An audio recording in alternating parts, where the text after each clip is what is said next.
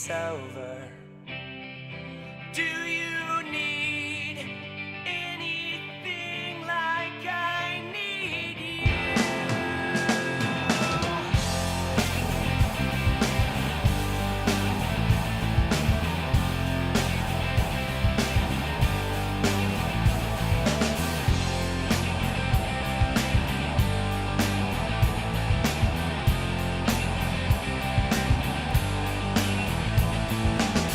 I've got no place to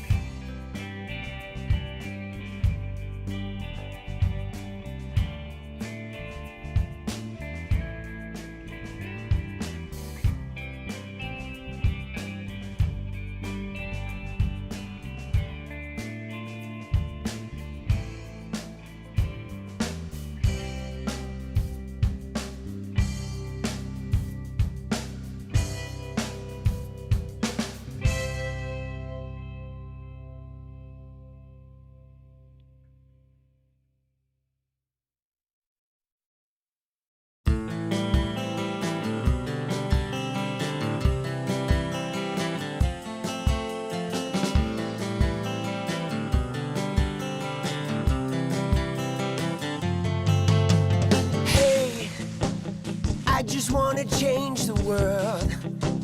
I just want the perfect girl. I don't wanna hang around, I'd rather be found. It gets better, I wonder, my pleasure together. Everyone's waiting, anticipating.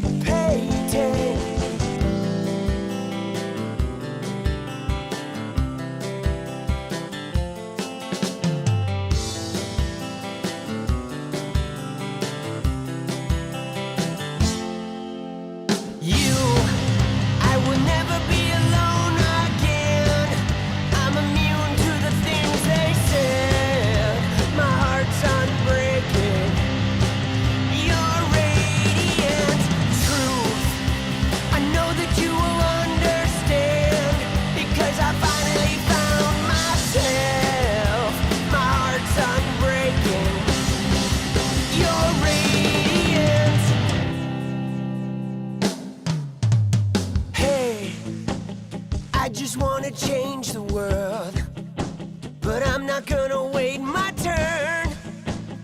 I don't ever want to come down, I'd rather be found. It gets better, I wonder, my pleasure together. Everyone's waiting, anticipating.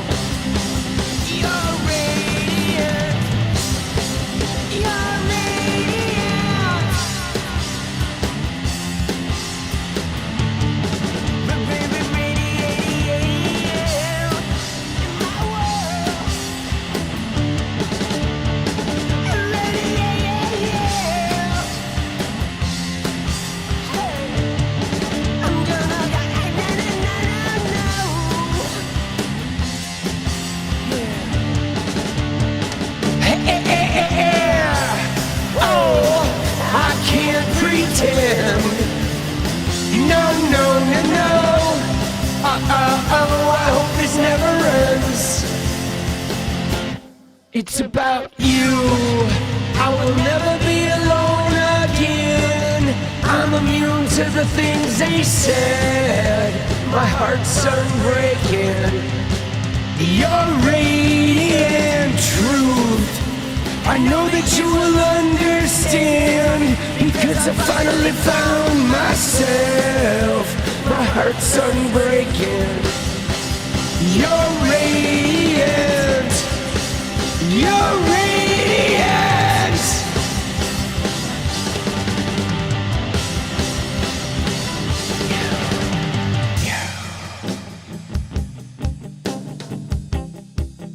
What's up, yo? Oh.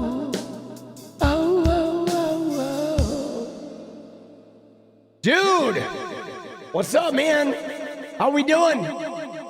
Dude, I'm kind of not okay. I have to admit. Yesterday's weighing on me. Come on!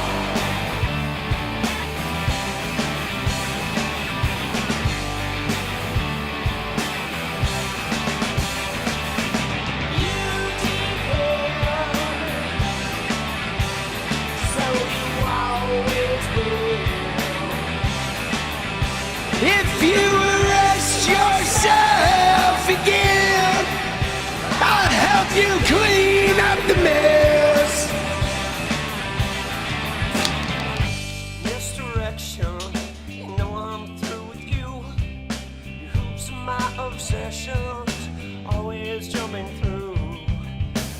I'm definitely not okay. Pay attention. Yeah. You never will. And I'm all right with that too.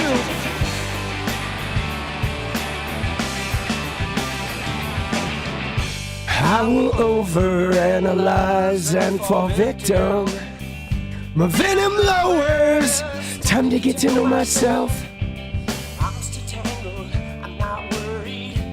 I am caught up in this perfection. Pay attention. Yeah, you never will.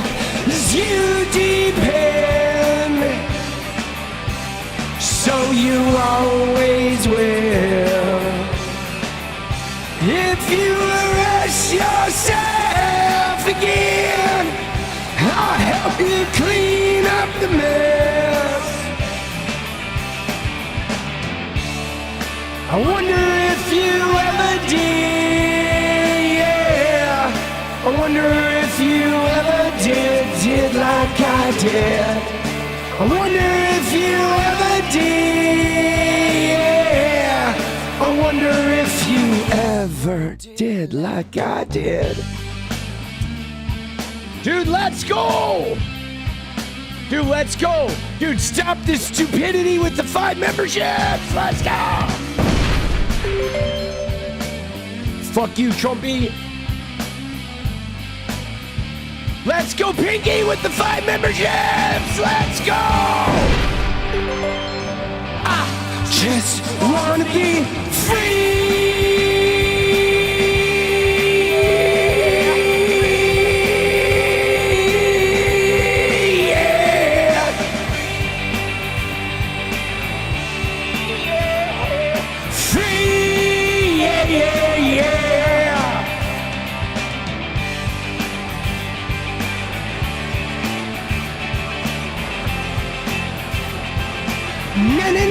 Now I wanna be free. I wanna be free. Not me. Free, yeah, yeah. Freedom, yeah. Freedom, yeah.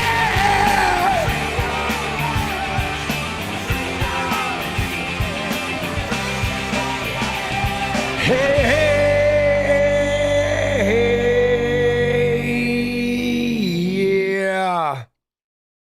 All right, dude. We'll have to look at the Bovino shit and Kristi Noem. We'll have to look at some clips. Yeah, as I was saying in the beginning, like I'm not okay, man.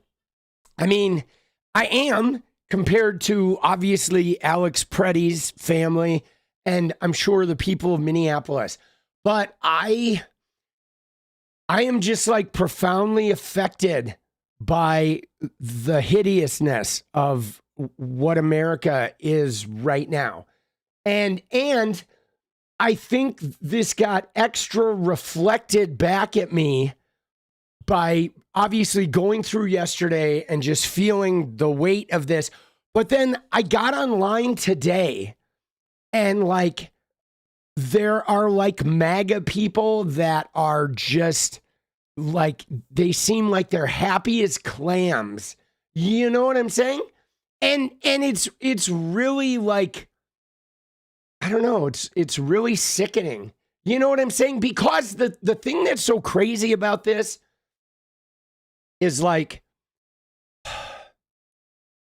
Alex, the guy who died, He was not a national figure, okay? He was not. He was not a national figure. He was not a spokesperson for any political movement. He was not a spokesperson for a political party. He was not some fucking voice of Trumpism or TPUSA or Christianity or something out there, right? He was just a dude. A dude who fucking walked with his dog, who worked at the fucking VA, man. A nurse at the VA. If you have military members of your family, you've been to a VA hospital, you know how fucking gut-wrenching the VA is. How it is like, it is the place where veterans who've served their country go and usually get like shitty health care. You know what I'm saying? You know what I mean? And like the government just really turns its back on the people that fight for it. It's like a truly heart-wrenching place, the VA. There's a lot of people in there that just aren't able to get the care they need.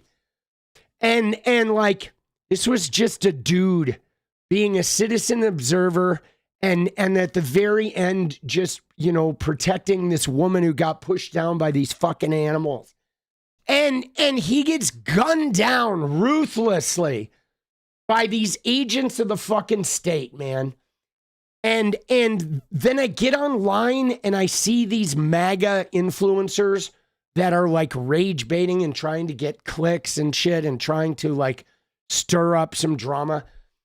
And it is fucking crazy because America is so bent upside down, ass backwards. We have people proclaiming to be Christians that will like laugh in the face of like government, you know, people that are here to protect people, gunning down somebody.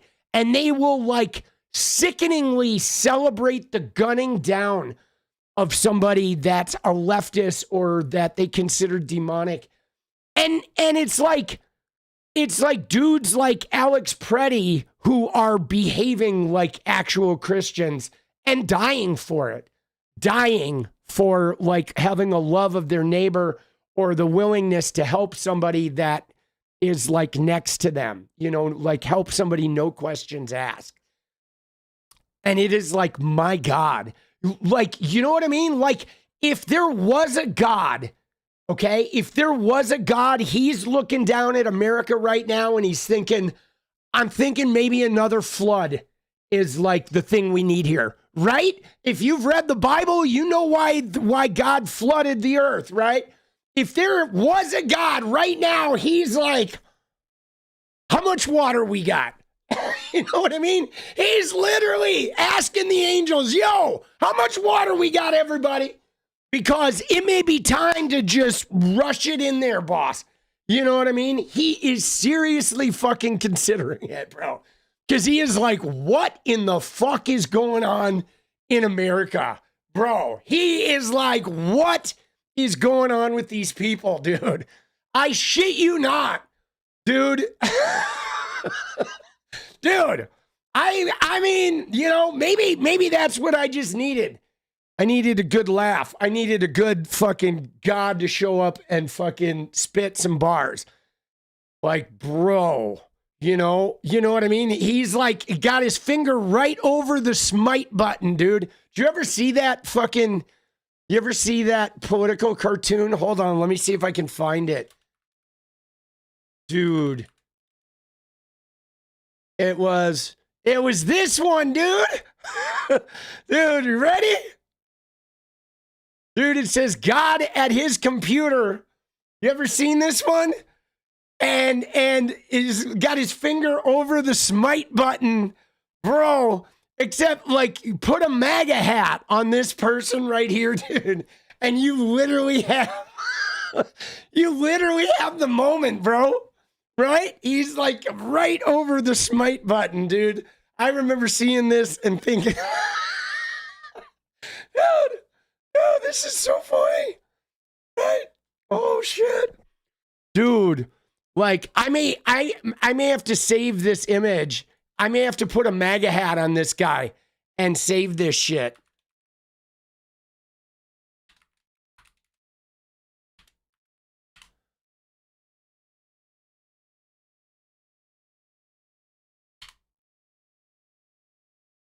Give me one sec here. There we go.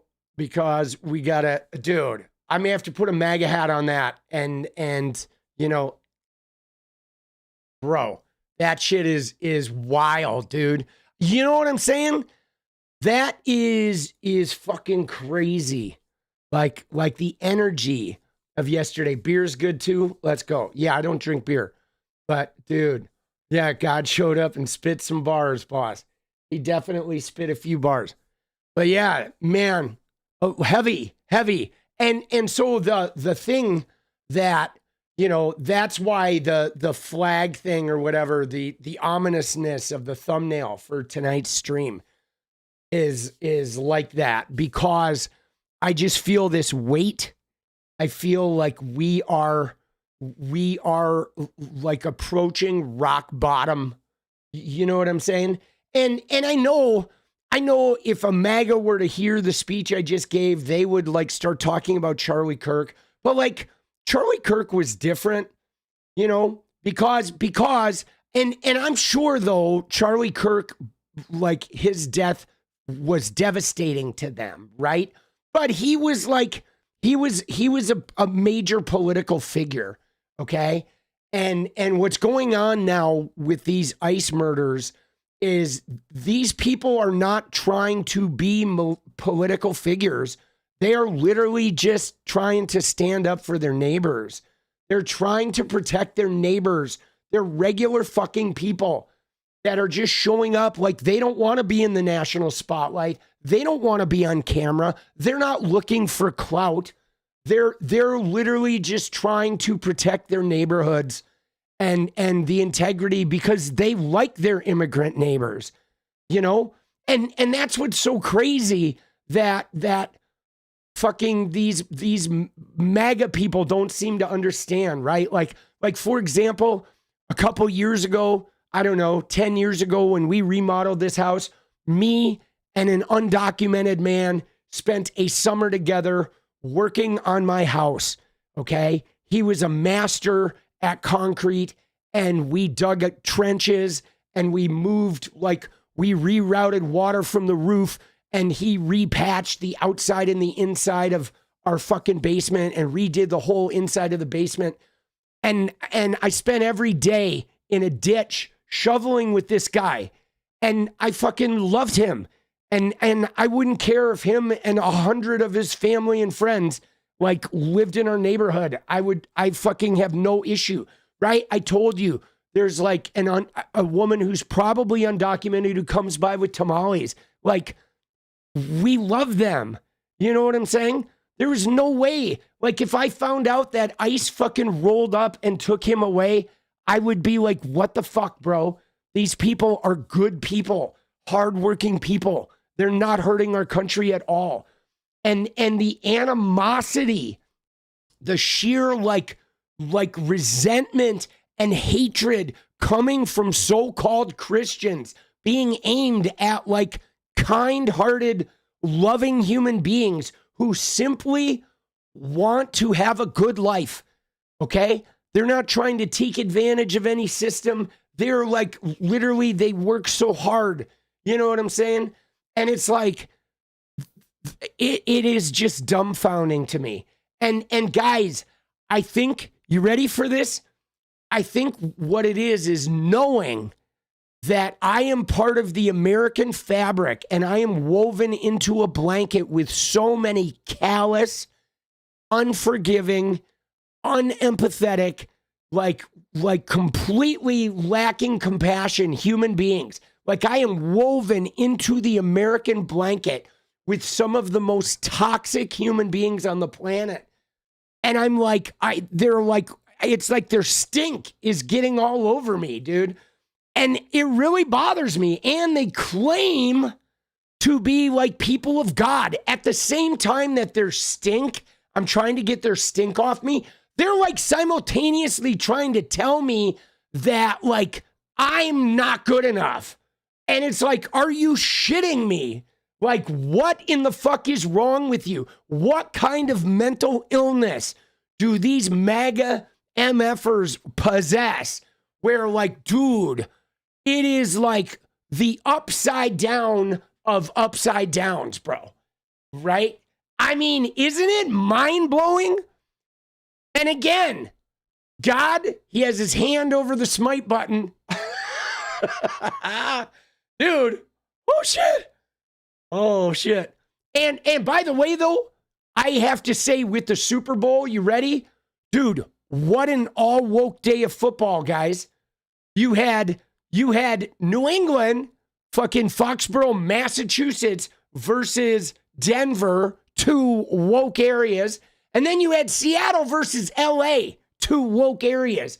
And who is going to the Super Bowl but Seattle, the wokest city in America, one of them, Seattle, and the wokest state, okay? Massachusetts is the wokest state. Dude, it's woke v. woke, baby. Fucking piss off, MAGA. Dude, woke is life. Woo! Let's go. Oh, shit, bro. And so I'm repping the Mariners hat. I'm not a Seahawks fan, but I will say this. You ready? So I don't know, 10 years ago, something, 12 years ago, whenever the Super Bowl with the fucking pass on the goal line, me, Jenny, and Bryce watched that Super Bowl, and we were rooting for the Patriots. And then all of a sudden, Seattle went down the field, and the guy caught the ball on the back of his legs, and we were like, holy shit, Seattle's going to win this. And that interception at the last minute, we were like jumping up and down on our living room floor. But now, years later, I like the Seahawks now. And it's crazy because Bryce became a Seahawks fan at the beginning of this year. He decided, dude, I'm going to follow the Seahawks. And now they're going to the Super Bowl, which is nuts, right? And so that's pretty crazy. Now I want the Seahawks to win. I'm sticking with the local boys, right? But, dude, that is crazy. Hold on one sec. Dude, that's just wild.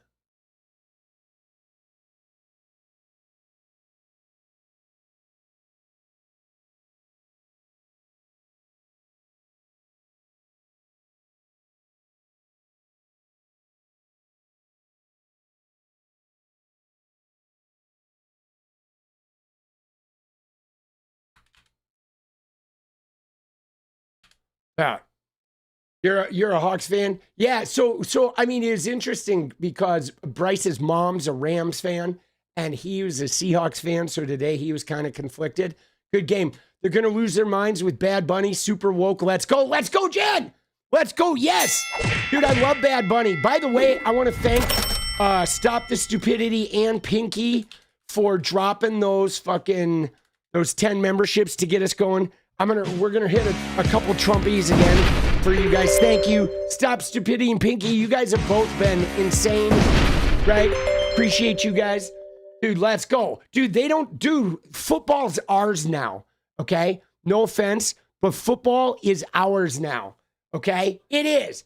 Dude, football is ours, all right? MAGA, dude, piss up a rope, baby. Football belongs to the woke now, okay? I don't care what anybody says. Dude, it belongs to us. Step aside. You cry about Bad Bunny?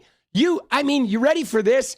If you're dumb enough to not even know that a Puerto Rican person is a citizen of the United States, then you don't get football, okay? There's a minimum IQ level of like 70 that must be attained in order to get football.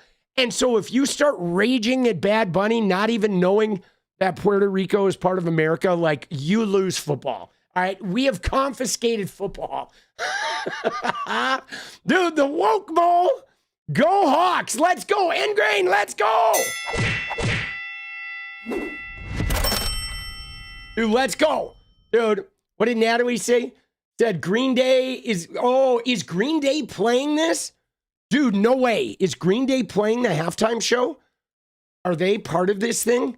Because, dude, if that would be amazing. They are? Oh, my God, dude. Oh, my God. Bro, they're the opener. Oh, the pregame.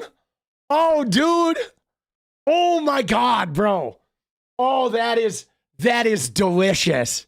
Dude, my mood literally just inflated like 500%. Dude, the Super Bowl is going to be like us punking MAGA. Dude, what is the NFL doing? Are they just trying to put their knee right in Donnie's nuts? Dude, Roger Goodell walked up and just like right in Donnie's fucking nuts. Because like, I don't know if you know, guys, about the NFL.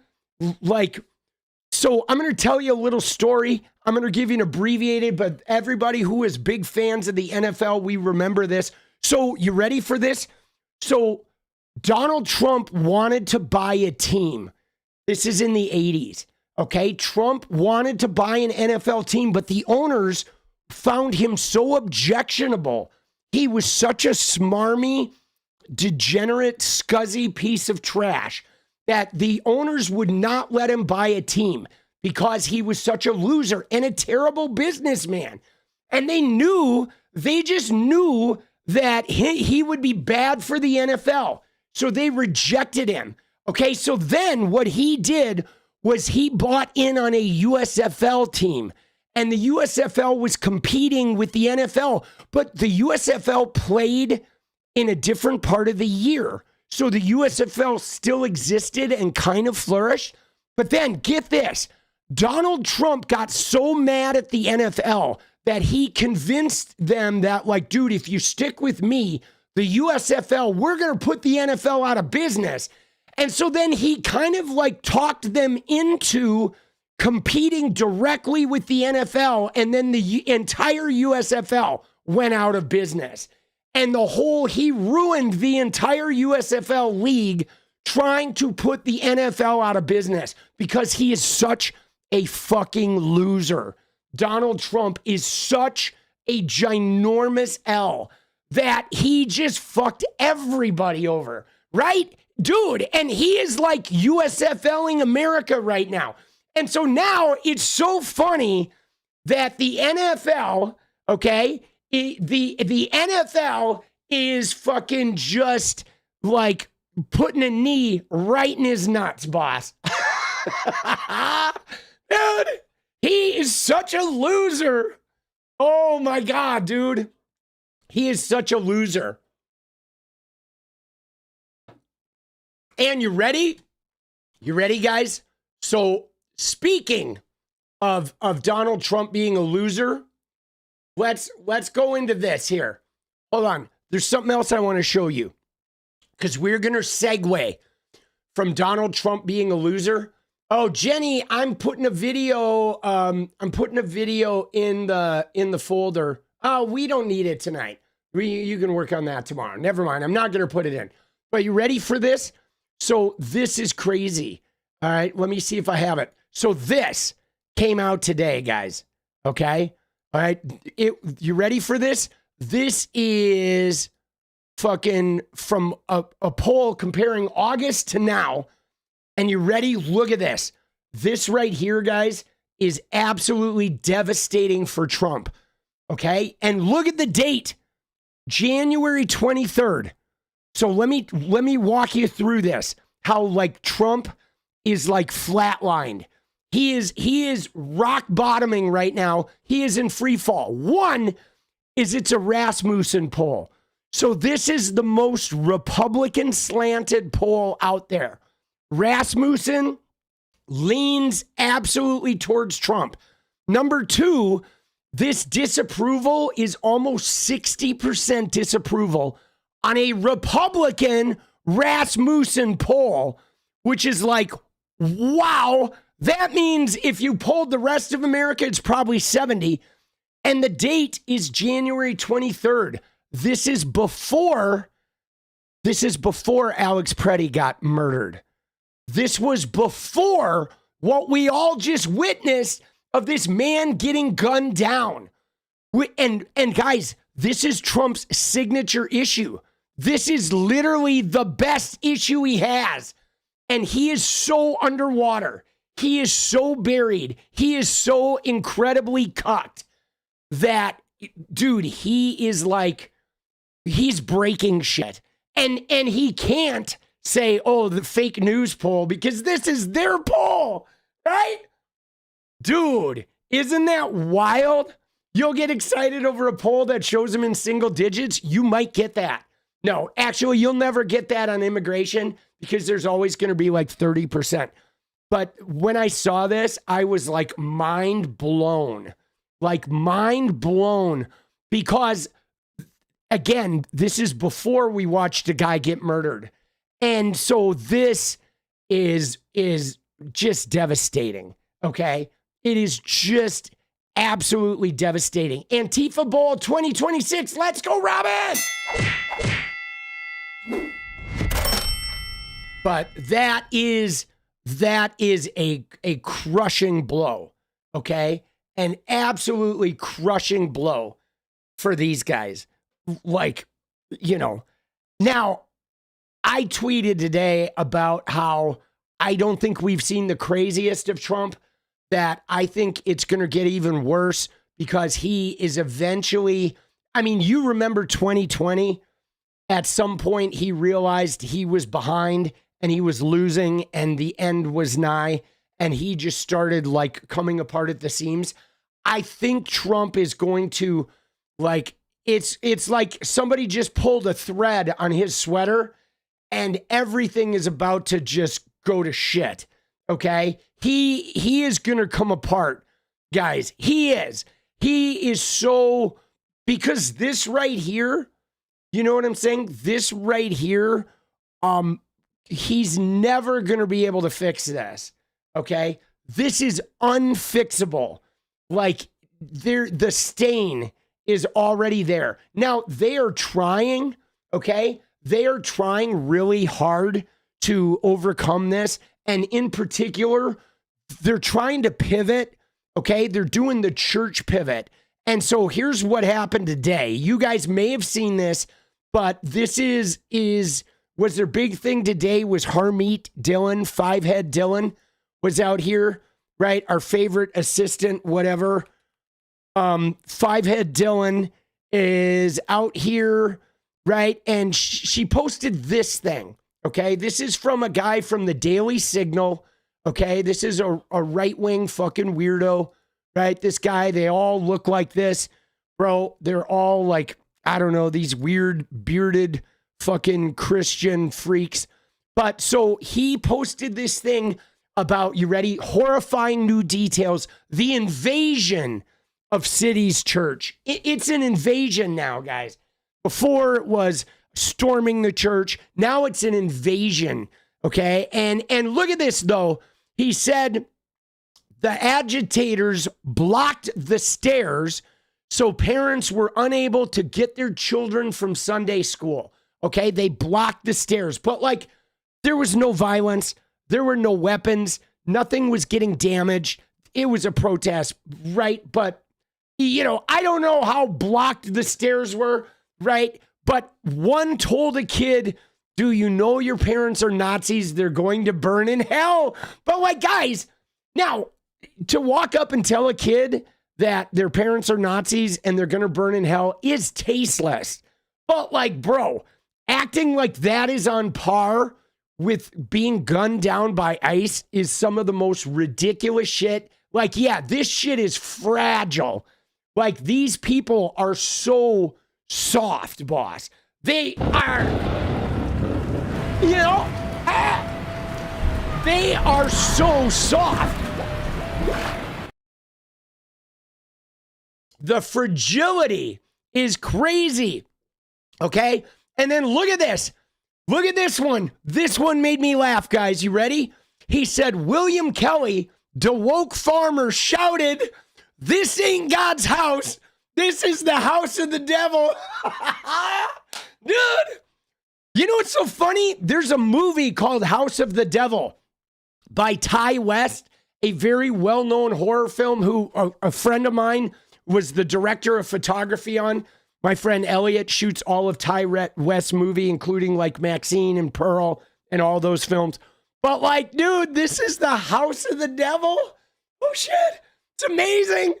Dude, it's so funny, but he is like, wow, guys, we have suffered so much, right? Now, what's really difficult about this is they're playing this as though they are like, they're ramping this up like it's slavery or something. You know what I mean? As though they are so oppressed. Dude, they're 10-ply soft. Yes, they are, dude. Speedy, let's go. 1 year, baby. 1 year membership. Thank you, boss. Isn't that wild? Dude, it's crazy. But so check this out, though. So you ready? So here's what's interesting, though, because I don't know what this statement is from, but he redacted Don Lemon's name. Okay? Isn't that wild? So he redacted Don Lemon's name because Don Lemon has not been arrested. And so he knew if he put Don Lemon's name on this, whatever this suit is, and Don Lemon, without him being arrested, would expose him to like legal liability, right? So because he's accusing Don Lemon, so he had to redact his name. Like, this whole thing is just so toxically phony. And he even got called out about it, all right? And he said 50 members of the congregation were stuck in the front of the church. They made it nearly impossible for parishioners to go outside. Nearly impossible, okay? Which is, so they didn't even prevent them from leaving, okay? Now, here's what's crazy, though, is one woman broke her arm. But so what happened, though, is if you read about the woman breaking her arm, she didn't break her arm in the church, okay? Nothing happened in the church, but then she left the church and she got so upset. She was like running on the ice outside and she broke her arm, like slipping on the ice.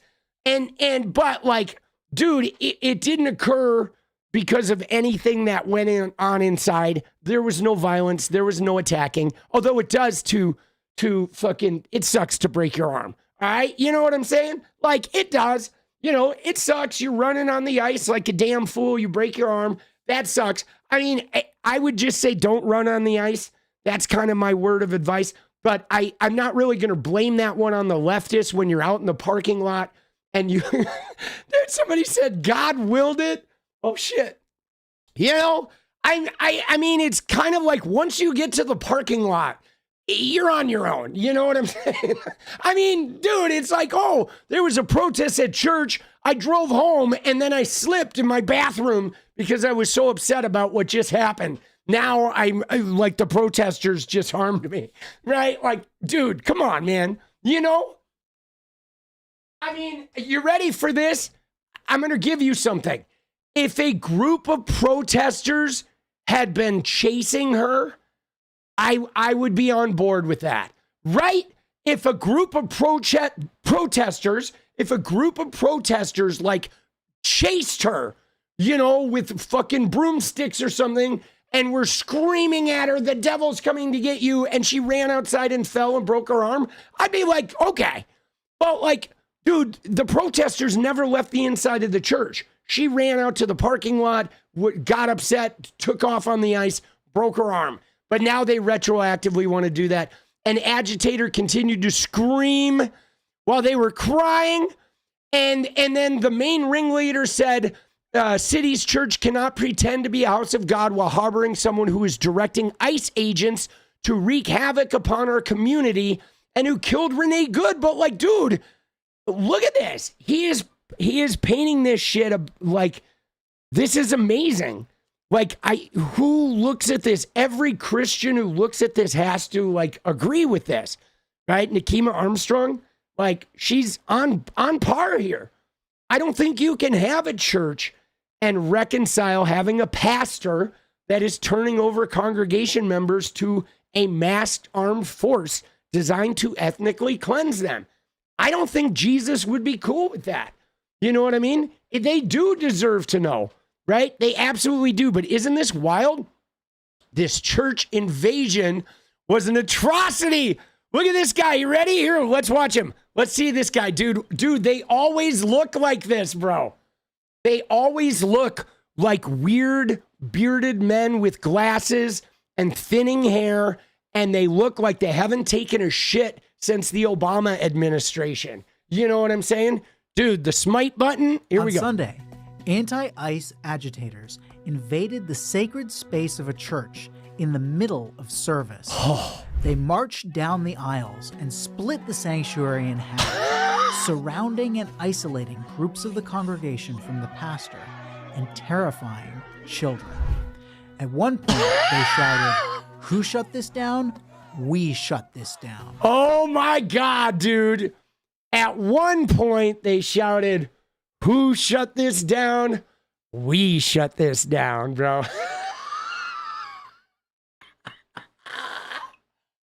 Dude, this is not a parody, guys. This guy is serious. This guy is serious. Look at him. Look at his face, bro. Look at him, dude. He's like, my forehead is wrinkled. Put a red hat on the smite. Dude, you did, Alvin. Oh, did you put it in Discord? Let's go, Alvin. Or send it to me on Twitter. Either one. Dude, let's go. Thank you, Alvin. Isn't this wild? Tyler O'Neill, the senior editor, he is so bent. Dude, I got in there and told him a little thing or two on here. It's in the memes channel. Let's go. Dude, I did get in there and I told him a thing or two. I told him that he needs to delete his account, that this account is now a parody account and it needs to be deleted, boss. But like, what's wild about this is how 𝗏𝗏 has picked up on this, okay? And look at this. This woman is the civil rights, like, assistant attorney general, okay? Fivehead Dylan is. And she said, read this thread and tell me if you agree that the people who did this need to be held accountable, right? I'm like, bro, what are we doing here, boss? This is wild. And they are in a tizzy, right? Cat Turd is freaking out. Liberal judges are protecting these scumbags, right? The church invasion, it was an atrocity. Oh, right? Dude, isn't that wild? Like, now, what's incredible about this, guys, is this is going nowhere, okay? This is going nowhere. No one's going to get convicted of this shit. They're trying to pull out the Ku Klux Klan Act. There was no violence, guys. There were no threats to people. Like walking into a church and saying, this is the house of the devil, like that's not punishable by putting you in jail. I'm sorry. You know, I mean, you have a right to worship, but we all have a right to say what the fuck we want. And the fact that, like, you could probably impanel most juries you would impanel in America are probably going to have enough people that are like, well, you know, Maga is kind of like, I mean, I kind of agree with them. You know what I'm saying? Like, dude, has anyone been convicted by the Trump admin? Not really. I mean, but what's wild though, guys, is this is what the civil rights people are doing in America now. Okay? They're not defending trans people that are under attack in every state legislature in America. They're not defending you if you're black and you're being discriminated against at work or in the community, or if, you know, you're a woman being discriminated. What they are doing is they are like, wow, some white Christians are upset that people are defending immigrants in their church. So therefore, we're going to try to throw the book at them. We're going to try to have these unreasonable charges. We're digging up a law from 1870 from the fucking Reformation. And we're going to dig this shit up to try and make an example of people that are saying, be nice to immigrants. Like Jesus says we should. I mean, dude, isn't that wild? That is some white fucking white supremacist shit, dude. You know what I mean?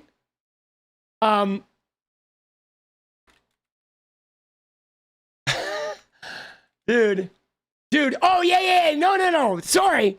The Reconstruction. All right. Yeah. My bad, dude. I saw up there, he said, not the Reformation. You're right. It is Reconstruction. Dude, the Reformation was the 1400s. Dude, yes. Thank you. Right? Reconstruction. My bad. Thank you, Thomas Paine. It is like they're trying to dig up a law from 1870s from the Reconstruction period, right? Post-slavery, right before they instilled, 100 years of Jim Crow. But isn't that crazy? As a black woman, you're exhausted. I bet. And it's kind of horrifying to me that this is what the U.S. government is doing. that like, wow, bro.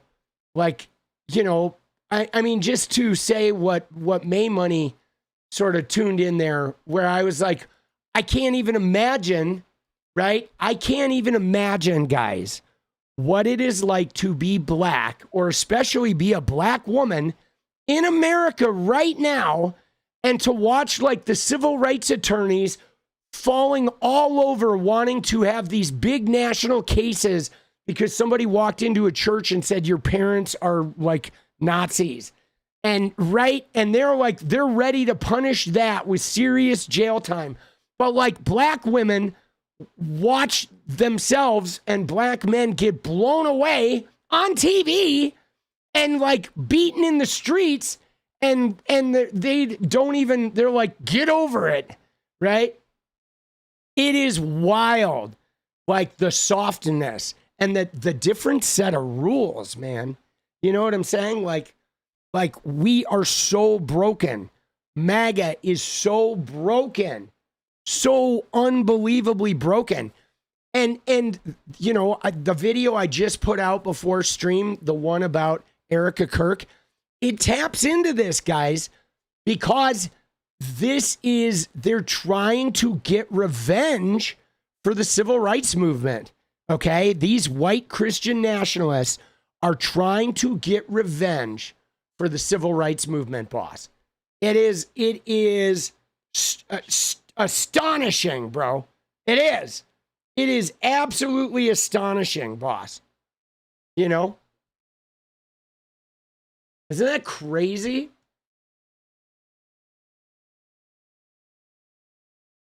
Unfucking believable, boss. Good.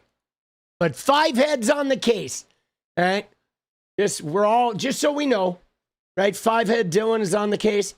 I don't think this case is going to work out very well for them. Dude, they're still fighting the Civil War. They are. I mean, dude, the Republicans in America, MAGA, they are still fighting the Civil War, boss. The evangelicals in America, they absolutely are. That's what it's always been about. They never got over being forced to integrate society because they were forced. They didn't agree to it. They did it against their will. The National Guard came in. The U.S. government forced them. Then Jimmy Carter opened the Department of Education, which became the civil rights arm of protecting students and teachers from discrimination. Okay? And so that's why Trump dismantled the Department of Education. It's all about this, guys. Right? It is all about this. Right? Wild stuff. But all right, smite button. Oh, dude. Well, you know what's funny? I'm not worried about Trumpy's bunker, right? We are gonna survive Trumpy, guys. Okay? Oh, what do you mean you're gonna survive me? Oh, I'm all powerful. Trumpy, you are not, boss. You are a somewhat brain dead, stinky, diaper-filled fucking loser that can't even get ahead on your own goddamn immigration issue. You're so far underwater that there's going to be a tsunami that's going to wipe your diaper right off your body. Oh, dog, you're being mean to me. 5-head Dylan's going to sue you. Oh, civil rights. Dude, he is so all-powerful. Now, can we look at something, though, guys? Because this, you ready? Do you know what Trump did yesterday? Like, this is wild. Okay, so yesterday, look at this. Yesterday, we all watched a man die at the hands of ICE. Like I said, even today, I was like, not okay, man. Right? Very affected by this. So last night, Trumpy had a little party. Okay? He had a party last night after Alex Preddy died. Trump had a get-together to watch Melania's documentary. And Tim Cook from Apple was there, and the Amazon CEO, and fucking Queen from Jordan, and Mike Tyson, and Barron Trump was there looming and looking weird and everybody making everybody uncomfortable, right? So they had a screening for Melania's documentary, okay, showcasing whatever, some never before seen footage directed by, you ready? Directed by an Epstein brother, a little Brett Ratner. Let's pull him up. Let me find here, we find the image here. There it is. Here we go, guys. Here's the director of Melania's movie on Epstein Island with none other than Jean-Luc Brunel, the human trafficker from France that was Epstein's partner in MC2, their modeling agency. Jean-Luc Brunel was in prison for raping a whole bunch of women, okay? And he ended up offing himself in jail as well, or potentially being killed. We don't know. But here's Brett Ratner, the director of Melania's movie, hugging a partially naked Jean-Luc Brunel on Epstein Island, okay? Hugging him like he is just in love with the guy. Dude, this is who they are. This is who the Trump family is. But so this guy was at Trumpy's celebrating the movie, right? They were having like an Epstein, an Epstein Island love-in, at Mar-a-Lago, right? Or wherever. I don't know where this event was. It was at the White House. Oh my God, it wasn't even Mar-a-Lago, guys. They were at the White House, right? And celebrating their film, okay? Dude, isn't that wild? Okay, look at this shit, dude. This is what they were doing hours after. This is what they were doing hours after 𝗙𝗪𝗪𝗀 died, okay? This is the president of the United States, right? Isn't that wild? Like, again, does this not tap into what I was saying before about how these people, like, they don't actually have any real feelings? They're like sociopaths, like the president. And because guys, you ready? I don't care who you are. I don't care what your political beliefs are. But if you're the president of the United States and one of your citizens who you are in charge of caring for, protecting, and representing, one of your citizens is murdered by your fucking government agents that you are directing, there's a day of mourning there. There's a flag at half-mast. And there is you take the podium saying this is a tragedy, and I myself am going to go talk to ICE. I don't know what's going on, but I am going to go talk to fucking people at DHS. I'm convening a meeting. We're going to get to the bottom of this because I represent all of you, and you have constitutional rights that need to be protected. So we're honoring 𝗪𝗪𝗪𝗀. We're honoring Renee Good, and we're going to make sure this never happens again. But these guys are like, no, we're going to take a bunch of Epstein Island buddies, and we're going to go have a circle jerkin fest, right, to a movie, right? Oh, hey, guys. Oh, come celebrate with me. Oh, where's Epstein? Oh, Jeffrey. Oh, come sign my book. Dude. Right? Isn't that wild? That's our fucking president, bro. And look at that. Has a single prominent donor spoken out about the murder? Right? Are any of the CEOs of companies? Nothing. And dude, she's got her thing. Look at that. Countdown 5 days. Oh, dude. Oh, wow, dude. What the arrogance, bro. The arrogance. This is from last night, guys. This is what they were doing. Look at this shit, dude. This is what they were doing at the White House. Now, again, you ready? Here's another thing that's problematic, guys. This is not their house, right? This is not their house. This is the people's house. This is the government's house. Why are they having a premiere party for their personal movie project that's lining their wallet. Why are they having that at the White House?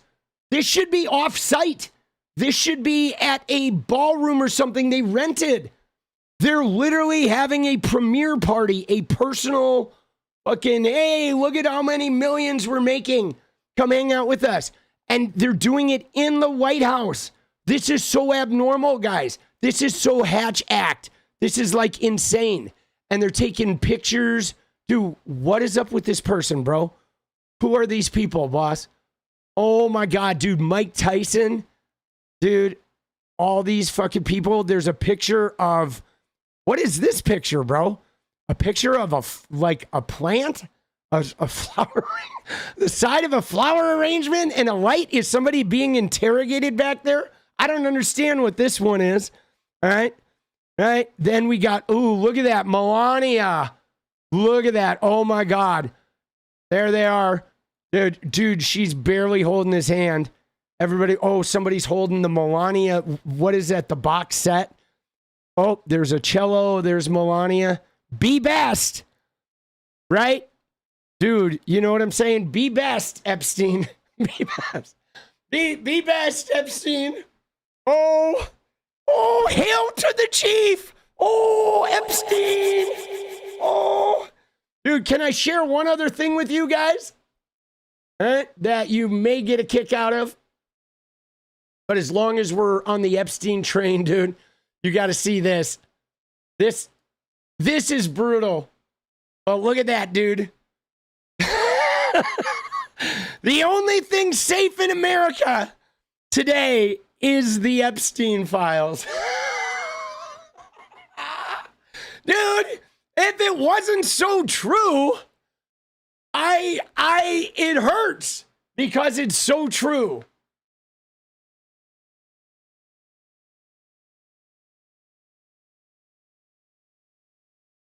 Isn't that wild?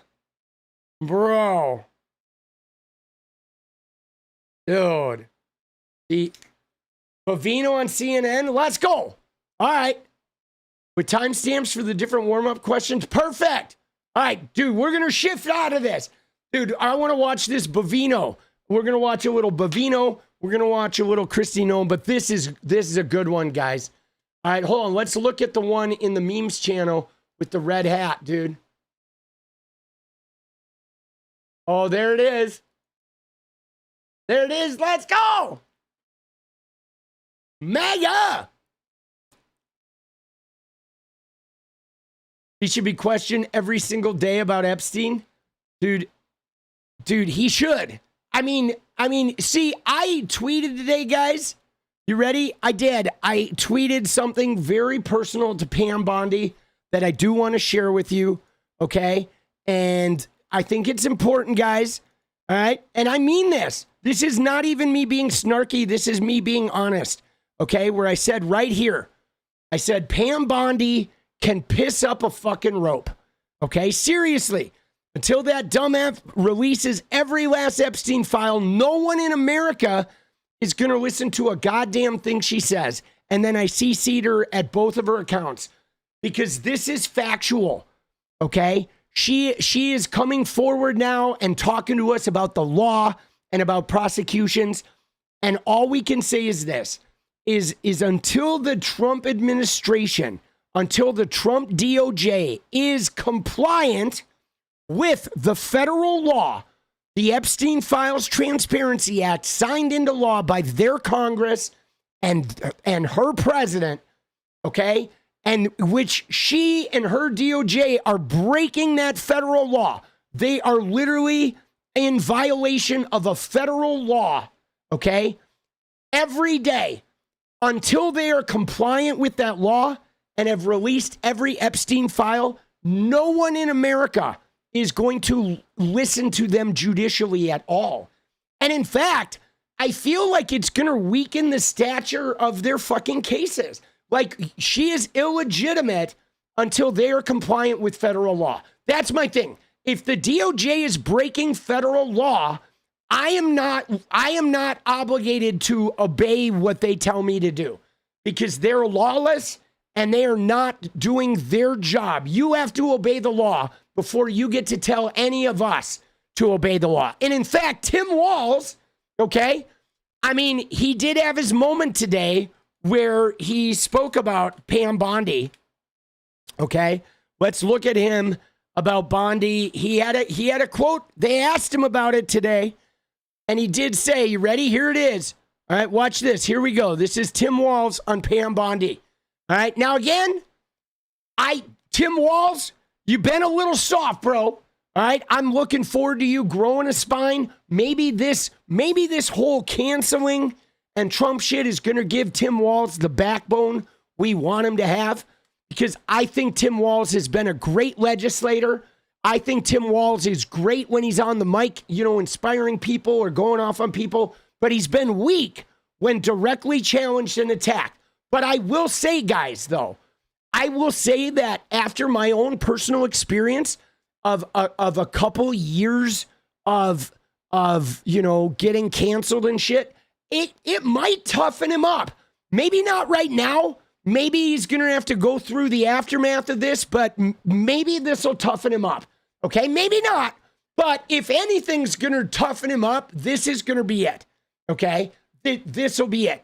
It's an opportunity for him to grow a spine. But all right, at least he has the tiniest retort. Okay.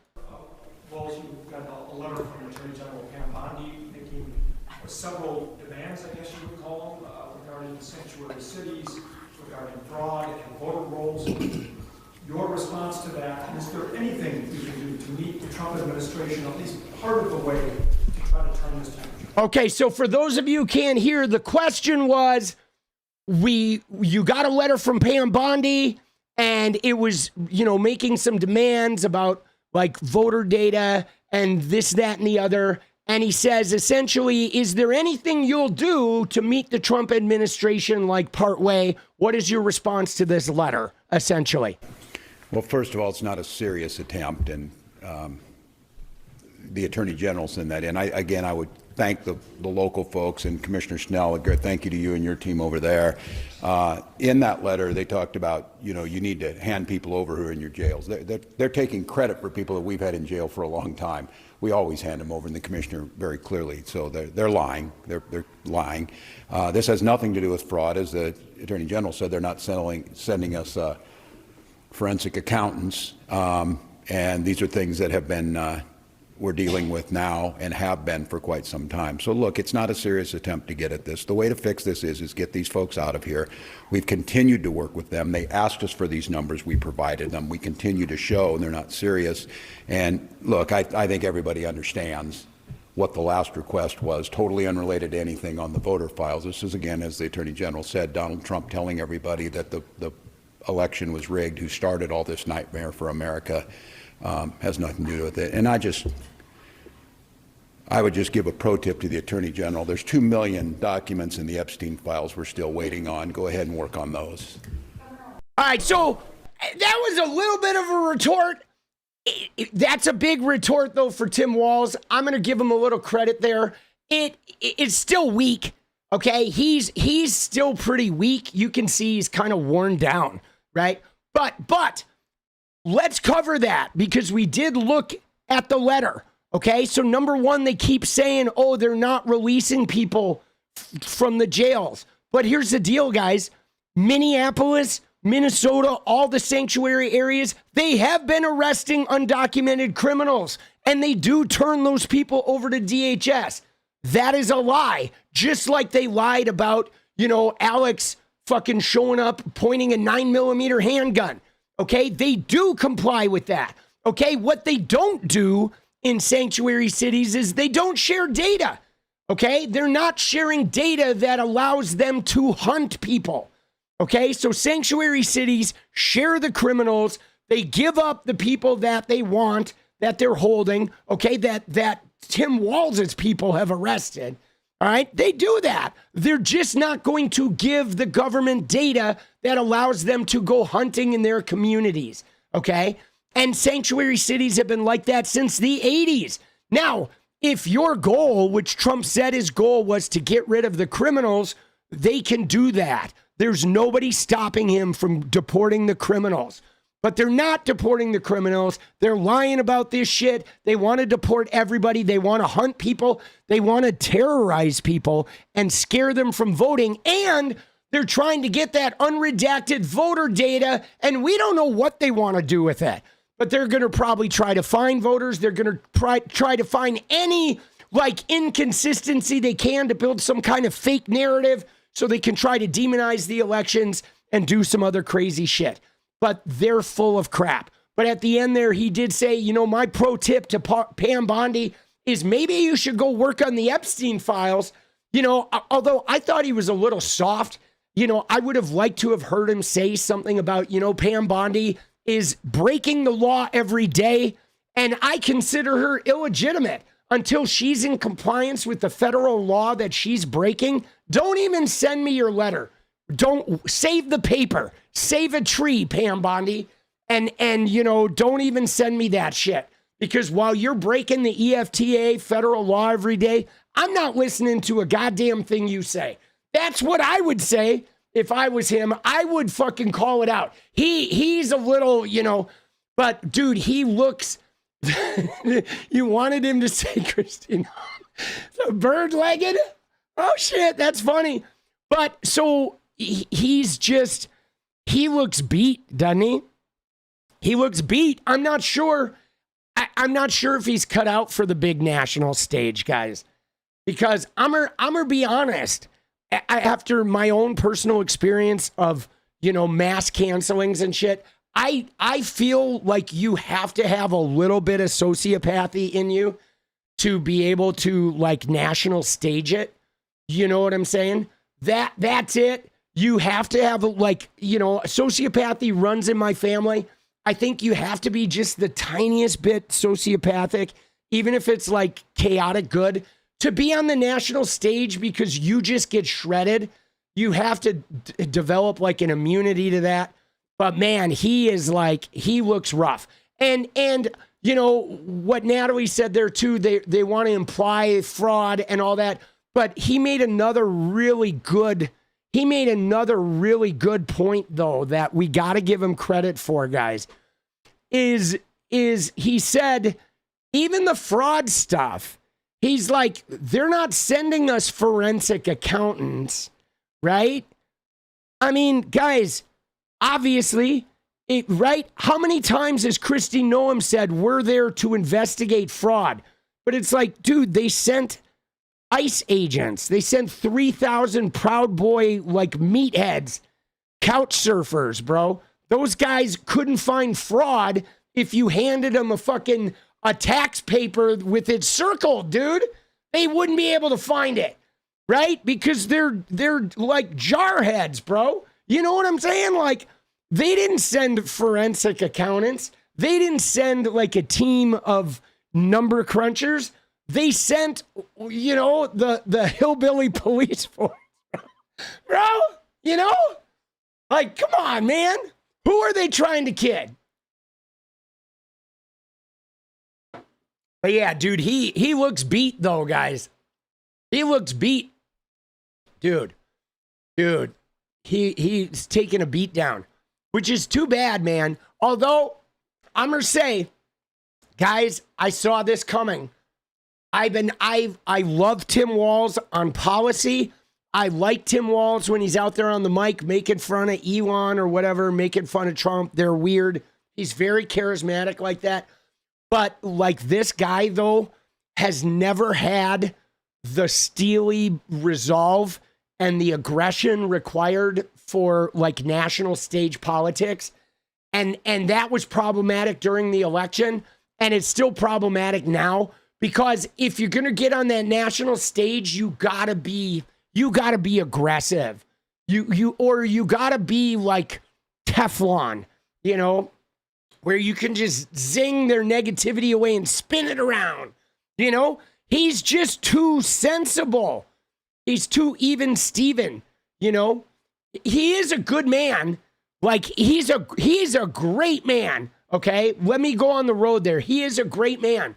But you gotta be you gotta be a dirty fighter too. You do. And it's always been like this. I've watched other candidates that were good men get knocked around like this. The one that comes to mind, guys, is Al Gore of my generation. When I was younger, it was Al Gore was one of those guys where he was a great man. He was a great mind, but he just wasn't a brawler. And he even lost his home state, you know? You know what I'm saying? And then he got screwed over by Jeb Bush and the dangling chads, and he won that election anyway, and it got stolen from him. But like that whole thing happened because Al Gore was just too nice. You know what I'm saying? You know what I'm saying? Just too nice, dude.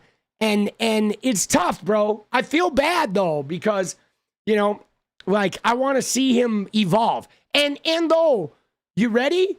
I think he might though. If there's anything that's going to give Tim Walz, you ready, guys? I'm going to tell you a possible timeline here. Okay? And yeah, you're right. Tipper Gore was definitely a liability for sure for Al. But guys, watch this. I think we might see a revival of Tim Walz. Okay? I'm going to give you a possible timeline, guys. You ready? Follow me on this. So Tim Walz is either A, like path one is he's going to crumble, he's going to fall apart, and he's just going to disappear into family life and whatever, become a lobbyist or something. That's part one. Maybe that happens. But I think there's a very real possibility that him getting dragged through the mud, him getting his face shoved right down in the dirt, and just getting his nuts kicked so hard by this is going to fill him with a rage and fill him with a fucking ferocity that he didn't even know he had. That he's going to discover when he walks away and he processes it and he stews on it and he fucking churns through it. And he is going to come back like a fucking rocket ship, and he is going to run for Senate in Minnesota, and he is going to fucking kick ass. He's going to become a senator and eventually become the majority leader of the Senate and revolutionarily like get legislation passed through. That is a very real possibility if he's willing to grab this by the balls, you know what I'm saying, and become a phoenix and rise up from the fucking ashes. Now, I know we all have it in us, okay? But like, that's what I want to see from Tim Walz. I think it can happen, man. You know what I'm saying? The villain arc, yes.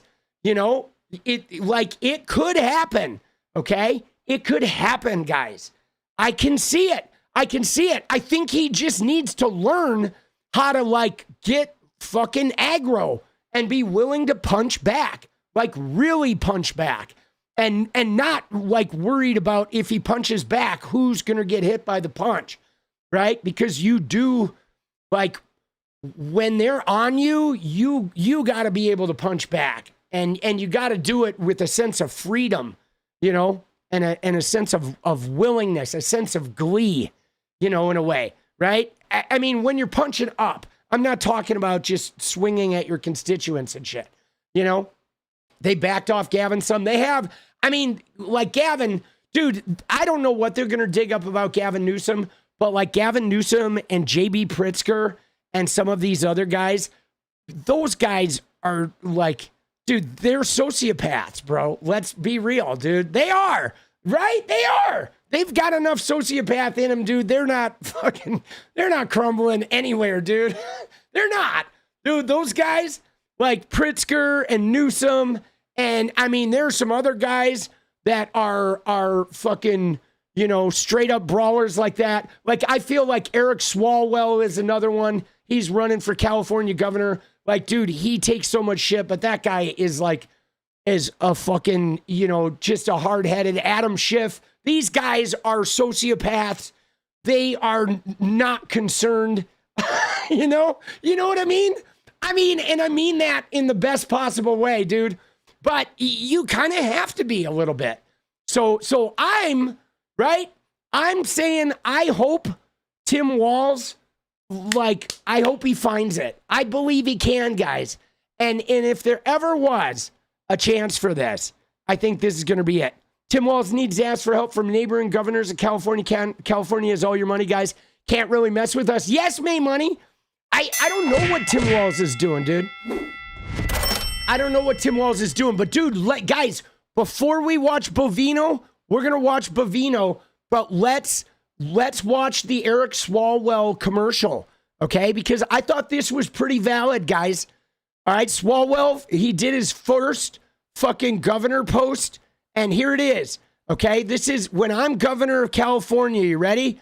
This is his first post, guys. Okay, now let's look at this compared to Timmy Walz. All right, we're gonna look at this. This is the first fucking post. Oh, there we go. All right, you ready? All right, here we go. Here it is. You ready? Here we go, guys. So my advice to ICE, just quit. Walk off the job. For this will forever haunt you. Civilized societies don't have mass militias swarming our streets, but Donald Trump has turned our communities into war zones. Trump's turned ICE into an angry army of cocked weapons roaming our streets with their safeties filed off. So here are the rules when I'm governor. If you refuse to unmask, you'll lose your driver's license. If you work for ICE, you're disqualified from ever working for the state. I will use every statute to keep you off the streets, every power to protect the people. And to ICE agents, you don't wear your mask just for anonymity. You wear your mask for moral cover. It hides your identity from us, but also your humanity from yourself. It allows you to commit atrocities. So my advice to ICE, quit, walk off, and do it now, before you kill another nurse named 𝗏 or a mom named Good. All right, so first off, dude, let's discuss this for a little bit. This is first piece of governor content. Okay, number one though, I'm gonna start being critical. Like, dude, like get a fucking suit jacket that fits, bro. What is it with these representatives wearing like their children's suit coat or something? Right?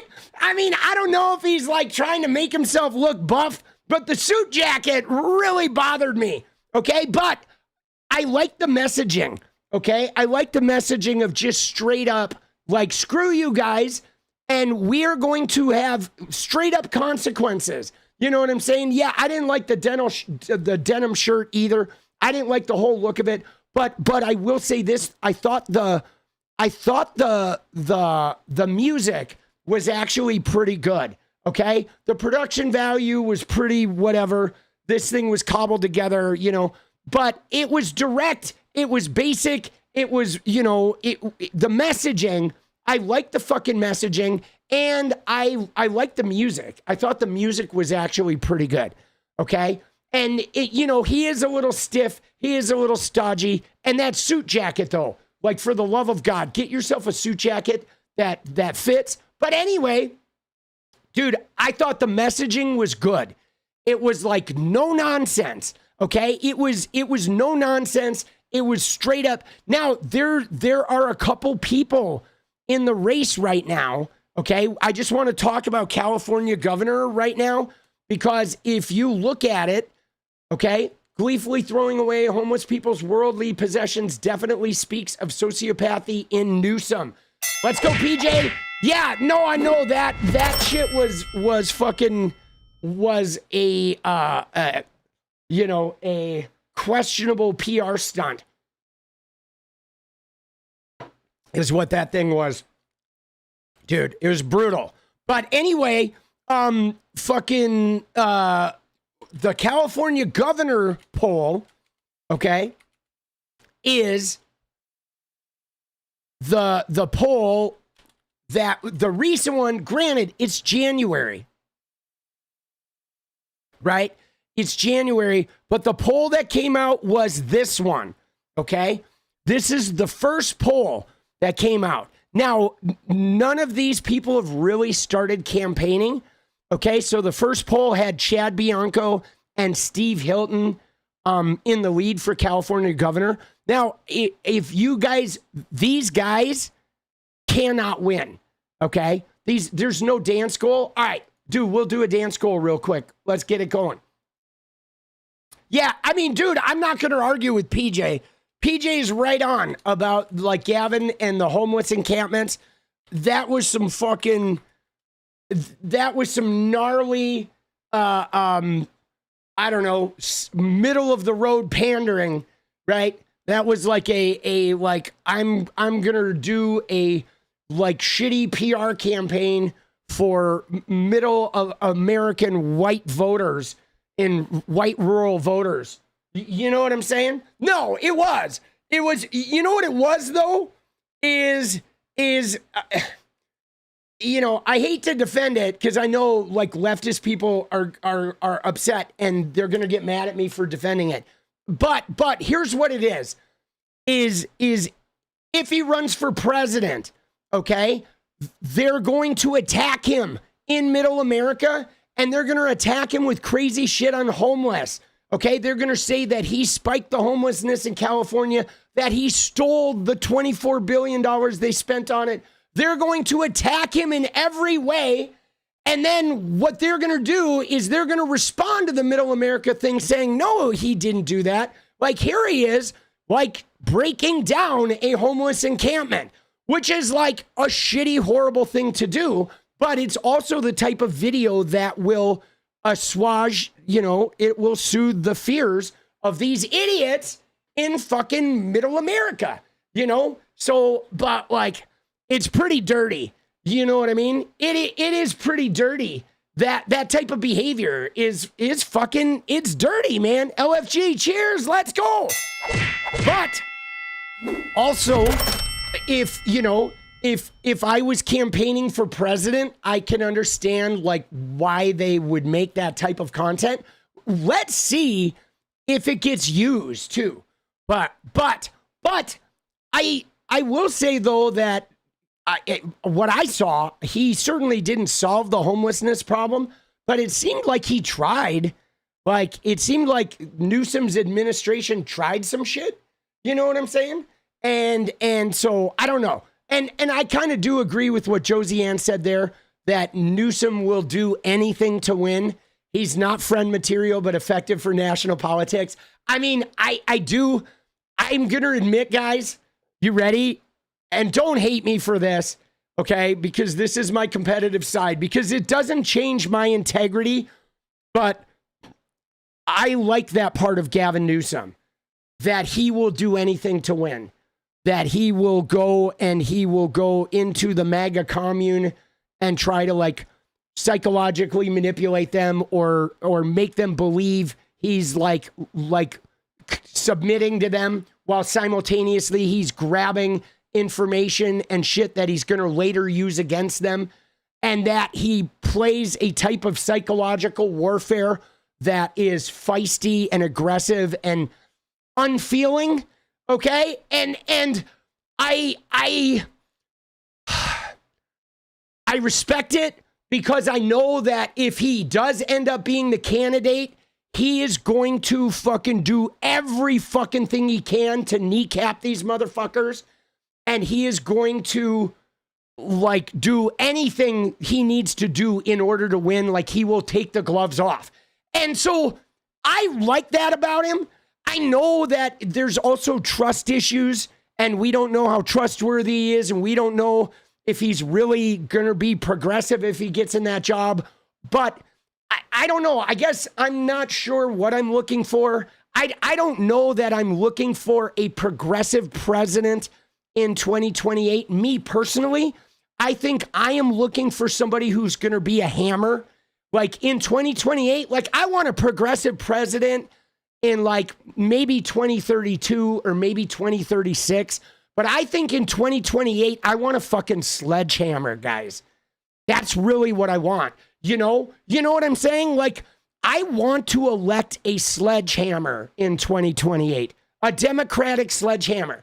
And I don't know if it's going to be J.B. Pritzker or if it's going to be someone like Gavin Newsom or if somebody else is going to rise up that's really taken off the gloves. But I do want to elect a fucking wrecking ball. That's what I'm looking for. I'm not looking so much for a policy person as much as I'm looking for somebody who is going to take a wrecking ball to Donald Trump's legacy and take a wrecking ball to the Supreme Court and take a wrecking ball to the Republican investigations and prosecutions. And so, but again, guys, we have a long way to go. We don't even know if Gavin Newsom is going to end up being there 3 years from now. A lot can change, guys. Okay, this is like, my God, people are getting shot. Like, but that's what I'm looking for. I'm looking for a wrecking ball. But now, speaking about California here, okay, is these guys, like the Republican candidates, look at this shit, guys. So I don't know if you know these guys, but we're going to go to this Bovino thing. But the Republican candidates are this guy. You ready?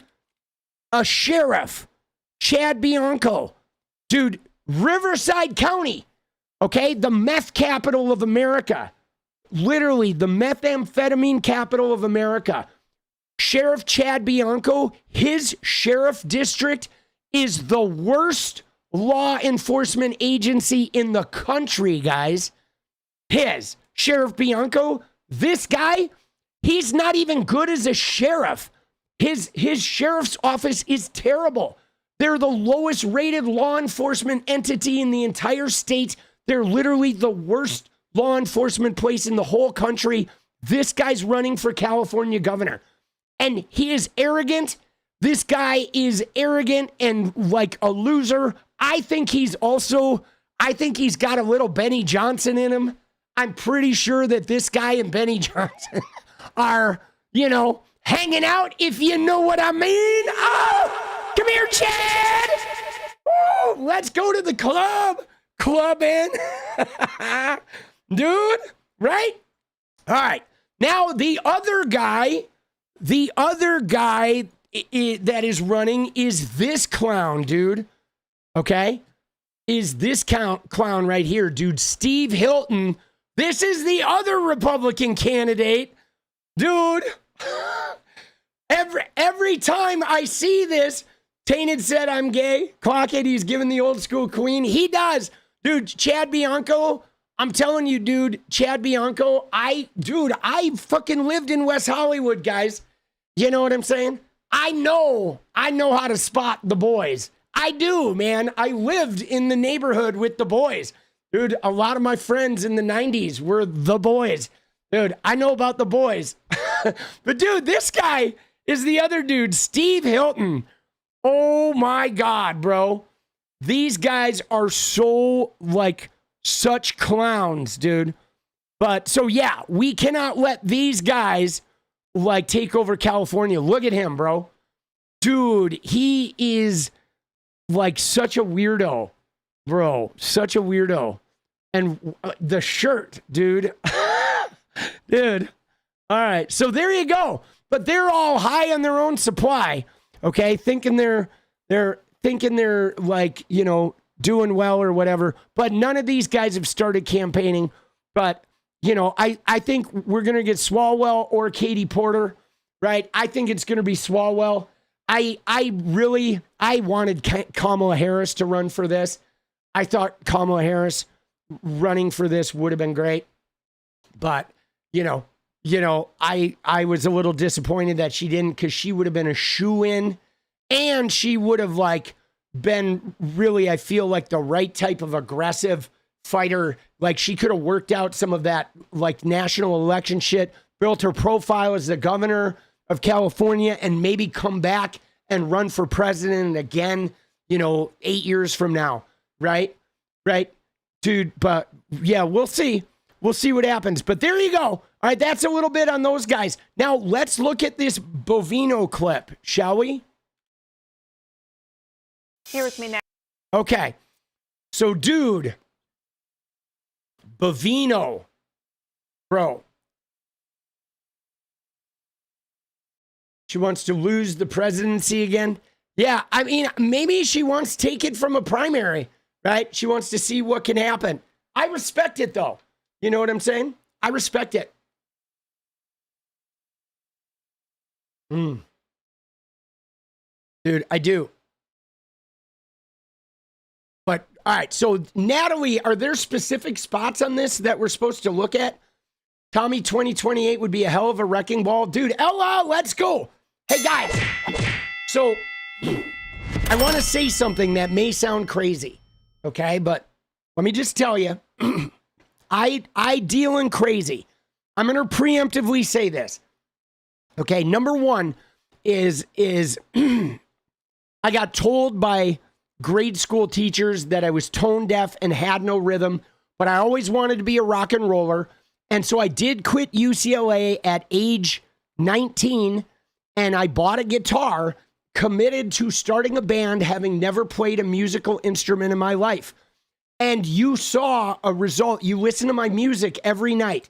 So I was able to, having never played an instrument, start at 20, 21, and go on to have a career touring the country playing music. Okay? Then I fucking became an actor, like with no previous training, by just throwing myself into it. Then I became a Fortnite pro at the age of 52, which was insane. Okay? And had an international fucking splash doing that. And now we're doing politics.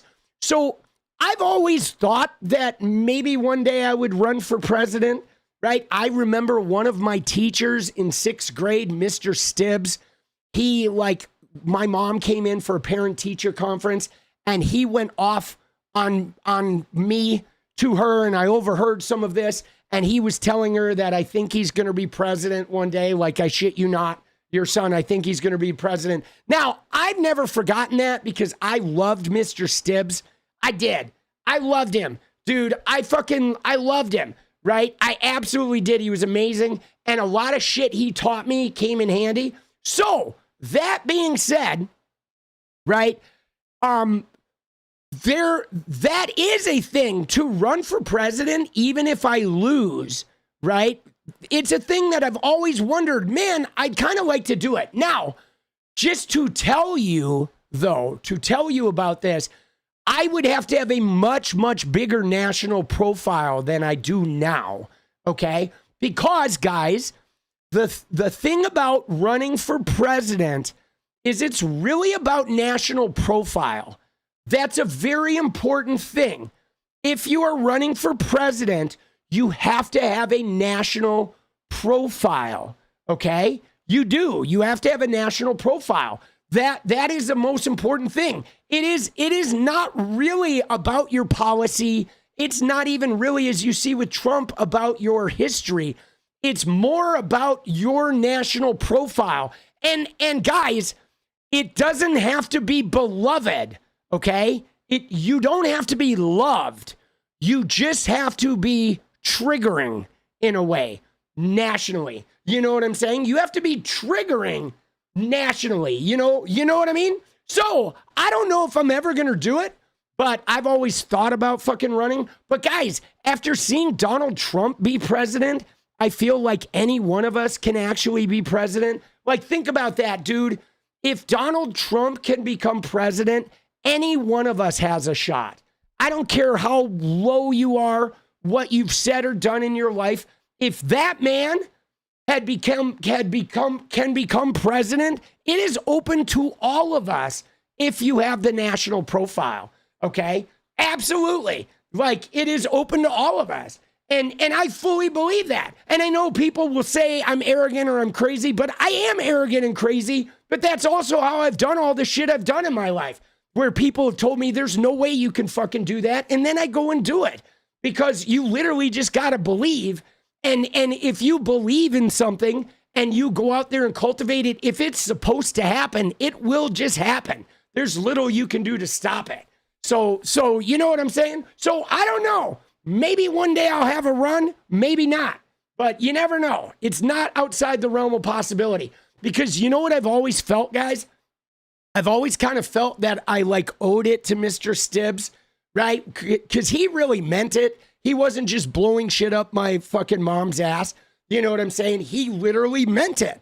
And so I don't know, man. Maybe I will honor him at one point and do the crazy, right? Why not? You only live once. All right. Dude, fucking A, boss. Dude. All right, we have 15. We need 15 and 15, baby. Can pick from the timestamp questions, and it'll be filled with mind-boggling lies. All right, let's go. Are there any good ones? Are there any ones that are particularly good, Natalie? who would never ever want to be president or anything that has a public lens. I mean, you know, the number one thing about this, dude, stop stupidity. Let's go. The number one thing about running for president that's gnarly is your family goes through it. Like, that's the worst thing, right? Is like when you become president, everyone in your family become like they get targeted. You know what I'm saying? They do. But you never know, guys. You're not built for it. You like to hide in your cocoon. Yeah. Seriously, dude, you'd be great. You the boss. Let's go, Ella. Dude, I would be a great president, right? I think though, like, I don't know if it's realistic, but the thing that's really weird about it is a lot of the shit I've done in my life, let's go, Pinky, has been very unrealistic, guys. You know what I'm saying? I mean, think about this, guys. Okay, you know, I'm an old man who at 49 years old started playing the game of Fortnite on a PS3, okay? I plugged in a camera to that PS3 and started streaming, okay, on a PS3, or PS4 rather, started streaming with the PS4 camera in my living room, and like 2 years later, I was like a professional Fortnite player that was like internationally known. And, you know, had nearly 2 million followers combined on my platforms. So, like, it's crazy what you can do, even if it's not available to you, if you literally just believe your own shit. You know what I'm saying? Do you own stock in your daily energy drink? Let's go. I do not own stock yet. You know what I'm saying? So fucking anything is possible, right? Dude, let's go, baby.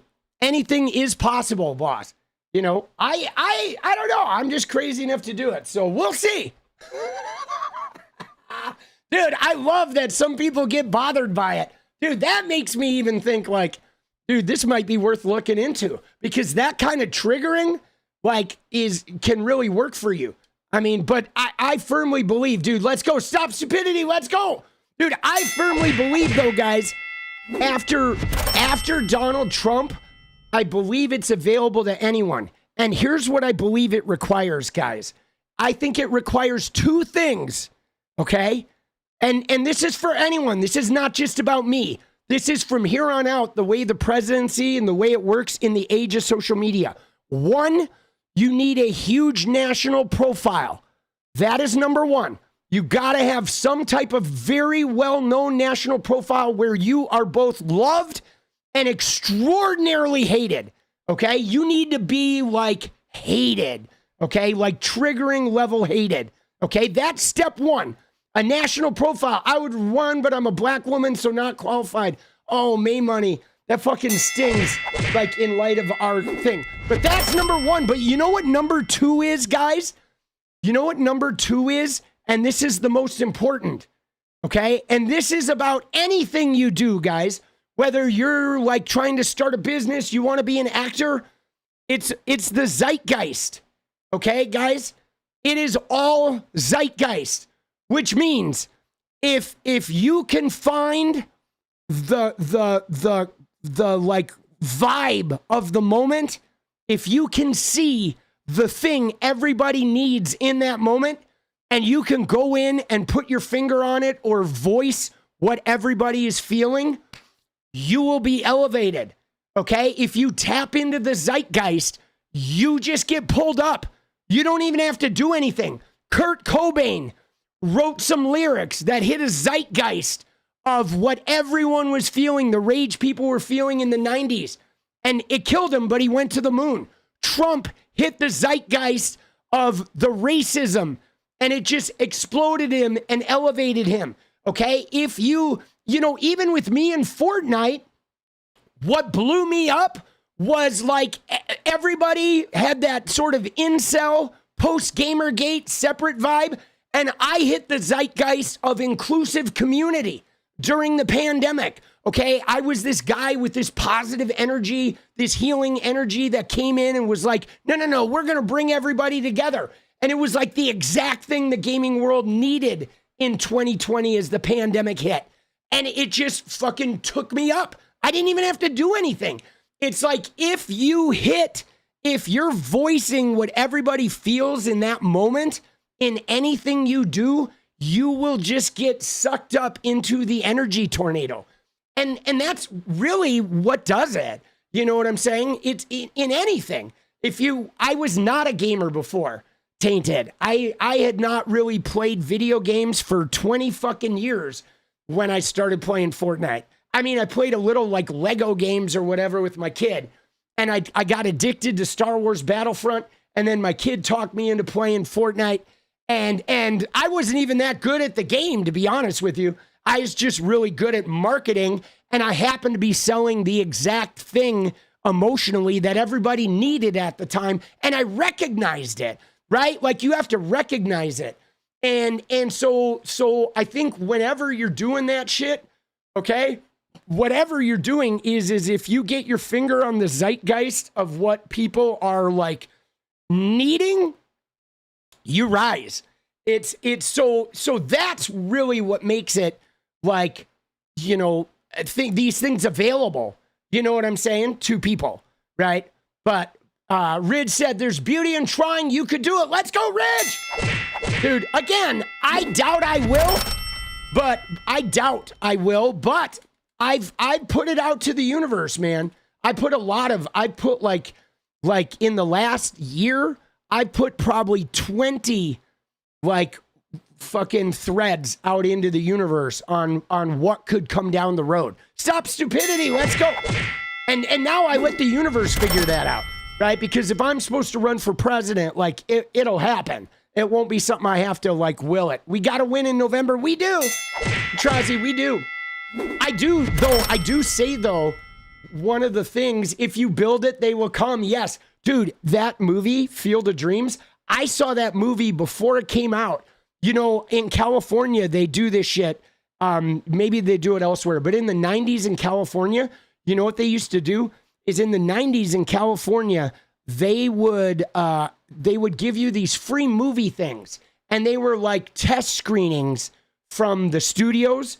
And you would go, you get free tickets, you go and watch the movie. And then after the movie, you'd fill out an information card. And they'd ask you a bunch of questions. And so I saw Field of Dreams. It was called Shoeless Joe when I saw it.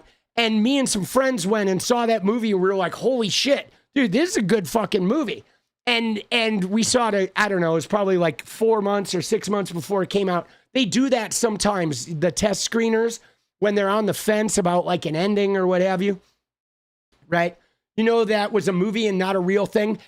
Yeah, no, I do know that that's a movie and not a real thing. But I've experienced guys that like, stop stupidity, let's go. Dude, Sam, welcome back, boss. Snow Pumpies cried America's current state. I've experienced, though, the concept of if you build it, they will come. Like, I've experienced that a lot, guys. That it's about intention, man.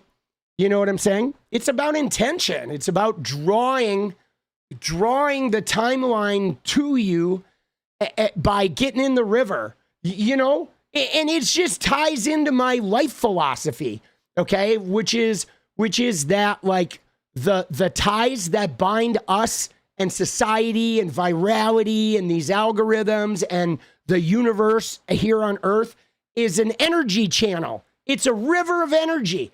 And some people try to plot their course as they're walking alongside that river, and they try to figure out, oh, I'm going to do this. Here's my 5-year plan, my 10-year plan. And I'm a guy who just puts like 20 different things out into the energy saying, I want this or this or this or this or this or this or this. And then I jump in the fucking river and I let the river just deliver me somewhere. And wherever that river dumps me out on a bank, I just start walking. And you know what I mean? And that's what I do. And so like I have an anything's possible mentality. Like, I mean, think about this, guys. When I was in 2016, I quit my job to become a fucking film director. And I got a TV show on Amazon Prime. And I directed some shit. I won some trophies. I did a couple music videos. the career failed. I went down to LA, I took meetings, everything failure. Rejected from all the film festivals, all my shit ate shit. Fortnite didn't even exist, okay? And a couple years later, I got addicted to a video game that led me to Fortnite via my 12-year-old son. And then a couple years later after that, I had this whole other career as a Fortnite pro. I was not even a fucking gamer. The point being, you don't know, like crazy shit can happen when you're willing to just jump in the fucking river and let it take you somewhere. Dude, stop stupidity. Let's go. So I don't know. My life, nothing's off the table, boss. You know what I'm saying? Nothing is off the table. Right? Politics takes a lot of plotting. Yeah, but all, like I said, Ozzy, it would be a national profile first. Right? The only way I would be able to enter into politics would be if I had a national profile from like this channel or whatever stemmed from this channel, and then I would try to use that national profile to hit a zeitgeist moment that would then amplify me into everybody's like psyche. And then, you know, like, I mean, along the way, I'm already meeting people in politics. I'm developing a bit of a Rolodex of people I know in politics right now, making connections, as I will for the next 5 years. But I think this would be something that would happen like 10 years from now, right? 8 years from now. It would be a ways away, right? It's not something that would happen in 2028. I mean, like a lot of things would have to perfectly align, you know what I'm saying? But again, though, I put shit out there like that. And I don't think it's crazy at all, right? I know it's hard for some people to process that. Dude, stop stupidity. Let's go. All right, we need 2 more, baby. 𝗙cie𝗶𝗋𝗧𝗏. Let's go, JD. But if anything, guys, you ready? Here's what I want you to take from this, okay? Never say never. Let's go, Ella. What I would like you to take from this are 2 things. One is that Donald Trump has made it so literally anyone can be president, guys. All you have to do is have the marketing skills, a national profile, and you have to hit a zeitgeist, and anyone can be president. You do not have to have the storied 20-year political career anymore. In fact, being an outsider may be a benefit to you these days, okay? But you do have to hit the zeitgeist. Like, you literally have to just hit that zeitgeist of, like, whatever the nation feels like they need. A huge part of it, you have to come in and fucking like tap into that, right? And yes, I know qualifications aren't required. It's sad. Trump has changed the game. That's number 1, okay? But number 2 is outside of the craziness of me saying that maybe one day I will run for president and people getting super triggered by that. What I would like to impress to you is that forget about the president. Just apply that shit to if you want to start your own business, right? If you have a career that you're thinking about giving up and you want to start your own business, or if you want to like venture into some artistic endeavor, I do want you to understand that crazy radical change and crazy radical career change or crazy radical life change is entirely possible to us. Even to do things that everyone around us will tell you is impossible, okay? Like for instance, guys, when I first started my gaming thing or whatever, like Jenny, she had some doubts a little bit, right? She did, you know what I'm saying? But she also saw some things about being a streamer where she's like, no, I kind of get that. But you know what I mean? Like sometimes even the people closest to you don't necessarily believe it, but it's like you'd be amazed at what you can accomplish when you just like see things as attainable, right? And I mean, I've had a lot of discussions with people about this, and I think this is important because I think it applies to what we're going through right now with Donald Trump and with the advent of fascism, where if you don't see, right? Like if you're sitting here with Trump and you don't see the possibility of like, if you truly inside believe you don't think we can beat him, like you've already closed the door, okay? The method of beating and winning these outrageous things is you have to see the door as open, right? Like, and when you know the door is open whether the whole world thinks it's open or not. It doesn't fucking matter.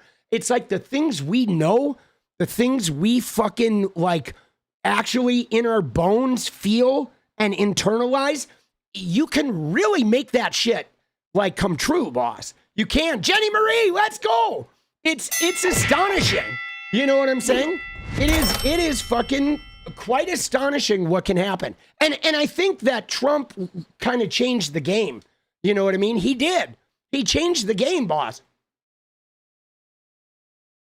He, for better or for worse, the game is different. The political game is different, right? This is why they're even talking about like Jon Stewart. You know what I mean? Right? They're talking about Jon Stewart as a fucking presidential candidate. Guys, he's a fucking TV host. He's a host of The Daily Show, and leftists, he's all of their favorite candidate. That's the world we're living in, guys. Now, granted, he's a great political mind. You know what I mean? But like that is literally like the left wing's favorite candidate. And if he ran, I bet he'd win.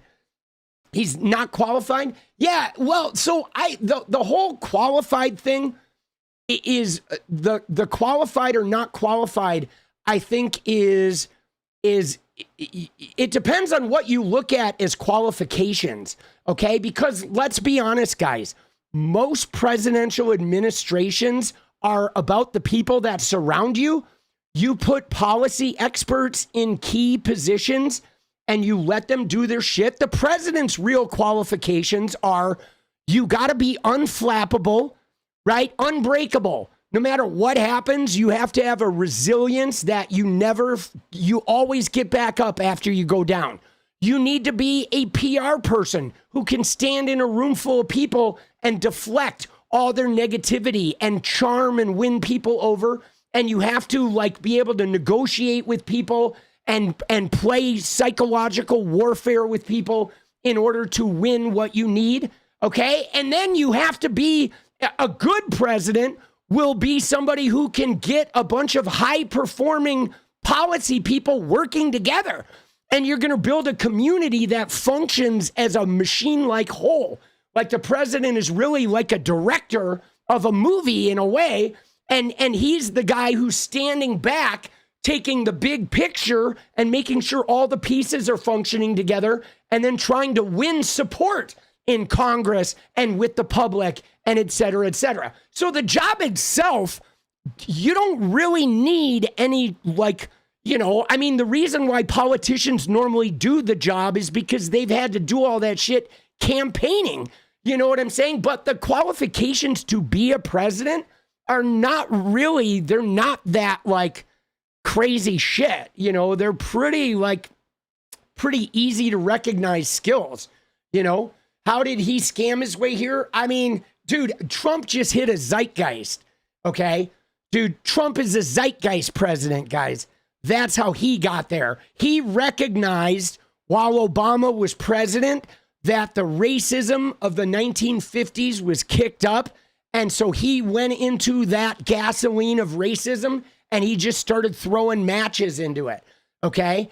And he like rode that wave. You know what I'm saying? He rode that zeitgeist wave, you know, and that's how he got in. It was just timing.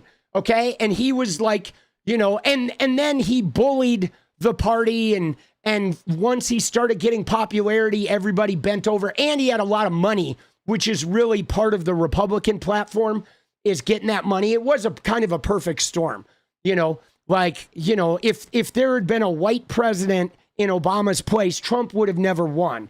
Okay. And we got Trump after Obama the same way that we're getting Zoran Mamdani after Trump.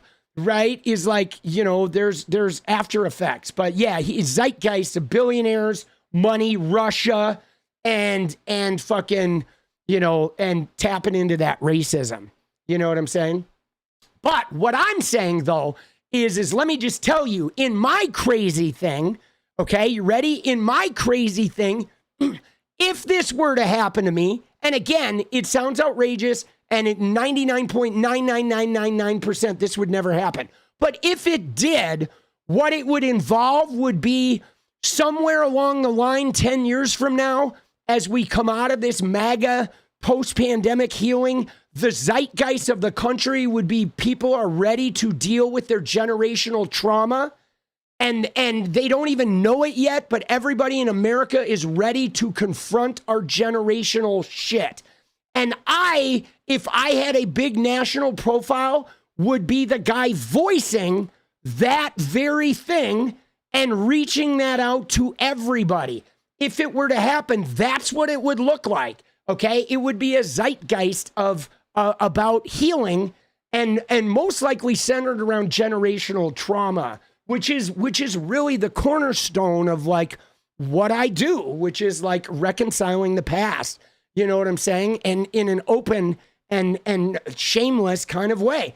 And so if I rise in politics at all, in any level, even if it's a congressional seat, it will be around that type of zeitgeist moment, right? That's what it would be. It would be, you know what I'm saying? I mean, the thing that I want to do now, right, politically, isn't even about politics.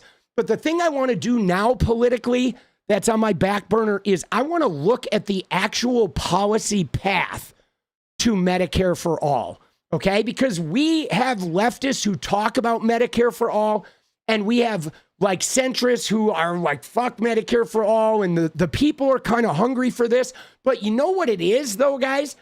I really want to, instead of looking about the policy of like selling it to the voters, I want to see a roadmap of how we would actually accomplish it without destroying the insurance industry.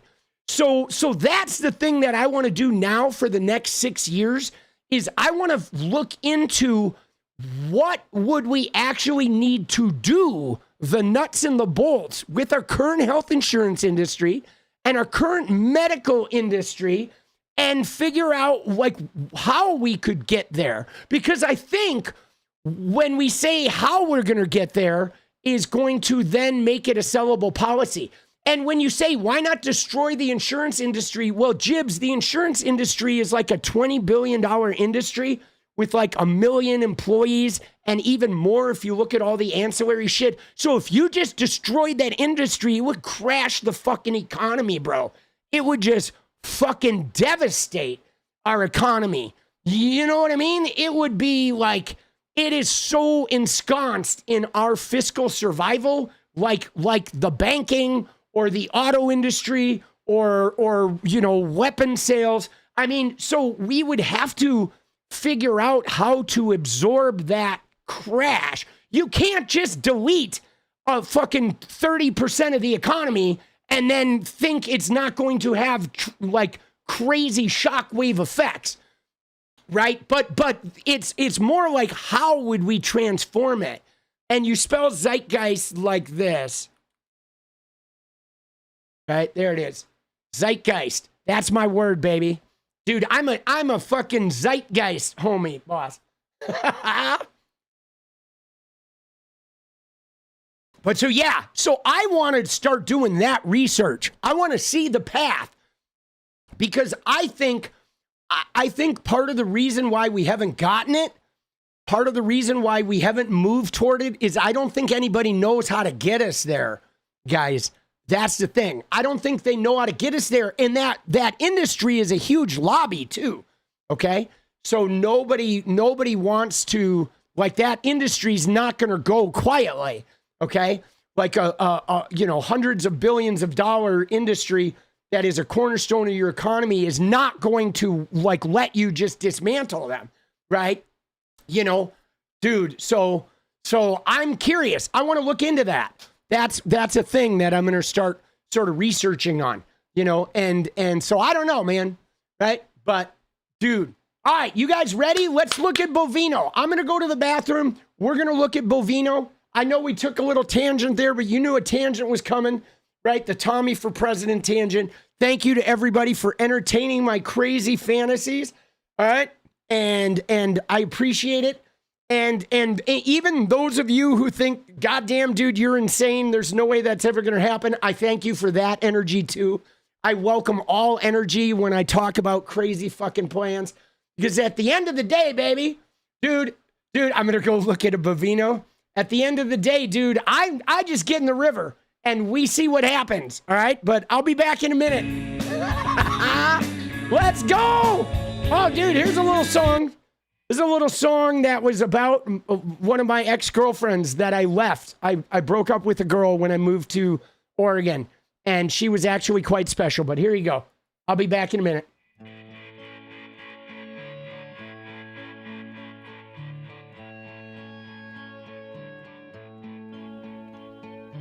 I wanna come again.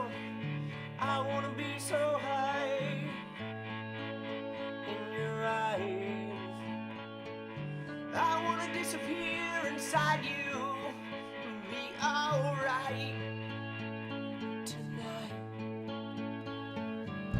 You say your medicine is all that I require,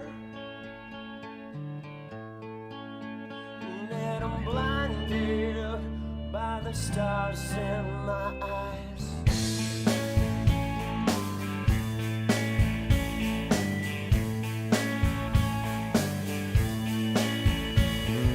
I would never disappear when I'm open wide, if it's most of the time. I've been sinking here, 'cause I can't seem to make up my mind. You say your innocence is all that I desire, and that I'm blinded by the stars in my eyes. It's true, I've been dreaming of you. Nothing I take can help me escape that truth. You need me, well, I need me too.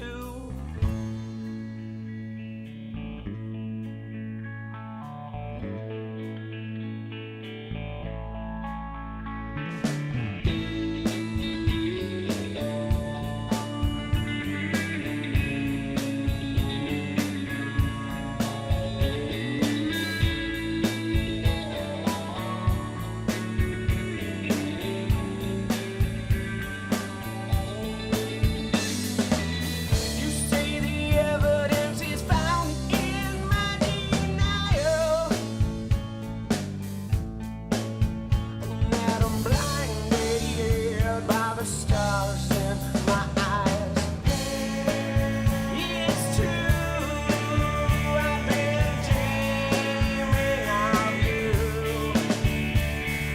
Nothing I take can help me escape that truth. The way I behave, always. All right. Had to take a Trump. Nothing I say can take my reputation Fishing away.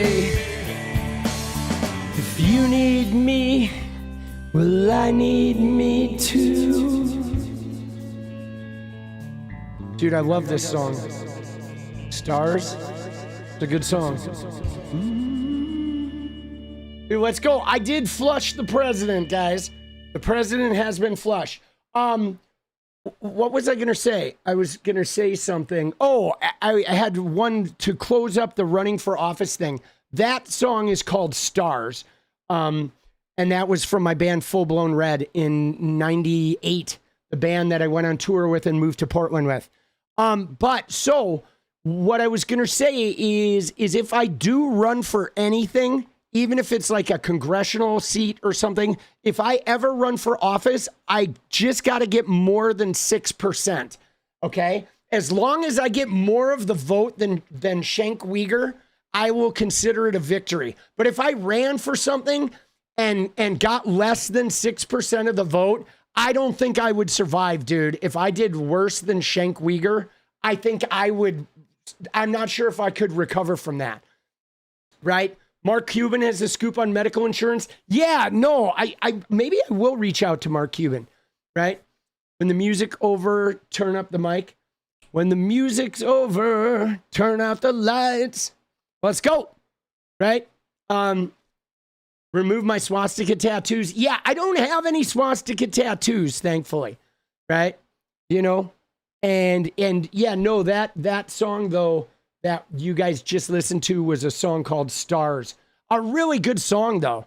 I just love that line, right? If you need me, well, I need me too. I mean, it's such a line that was really, at that time, part of my recovery was struggling with this codependence, and I lived very recklessly, and I lived like stepping over boundaries and going way out with the way I drove and riding, like owning motorcycles and all the drugs and the rock and roll lifestyle. Just really, I was a reckless human being. And later I found out that I had, had some childhood SA and all this other shit that I didn't know I was dealing with. But what I did for a long time is as I got into relationships where I was relying on the person to love me or need me or like invest in me and thinking that if they just did that, I would be able to do it as well.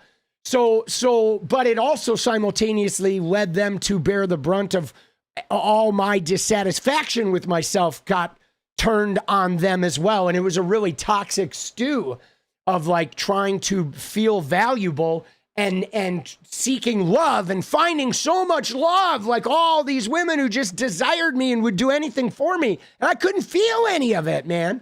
It was never enough. I just did not, I didn't like feel compelled to I didn't feel valuable at all. It's like it's a really difficult fucking cycle to get out of, It's pretty crazy. If you've been there, you know what I'm talking about.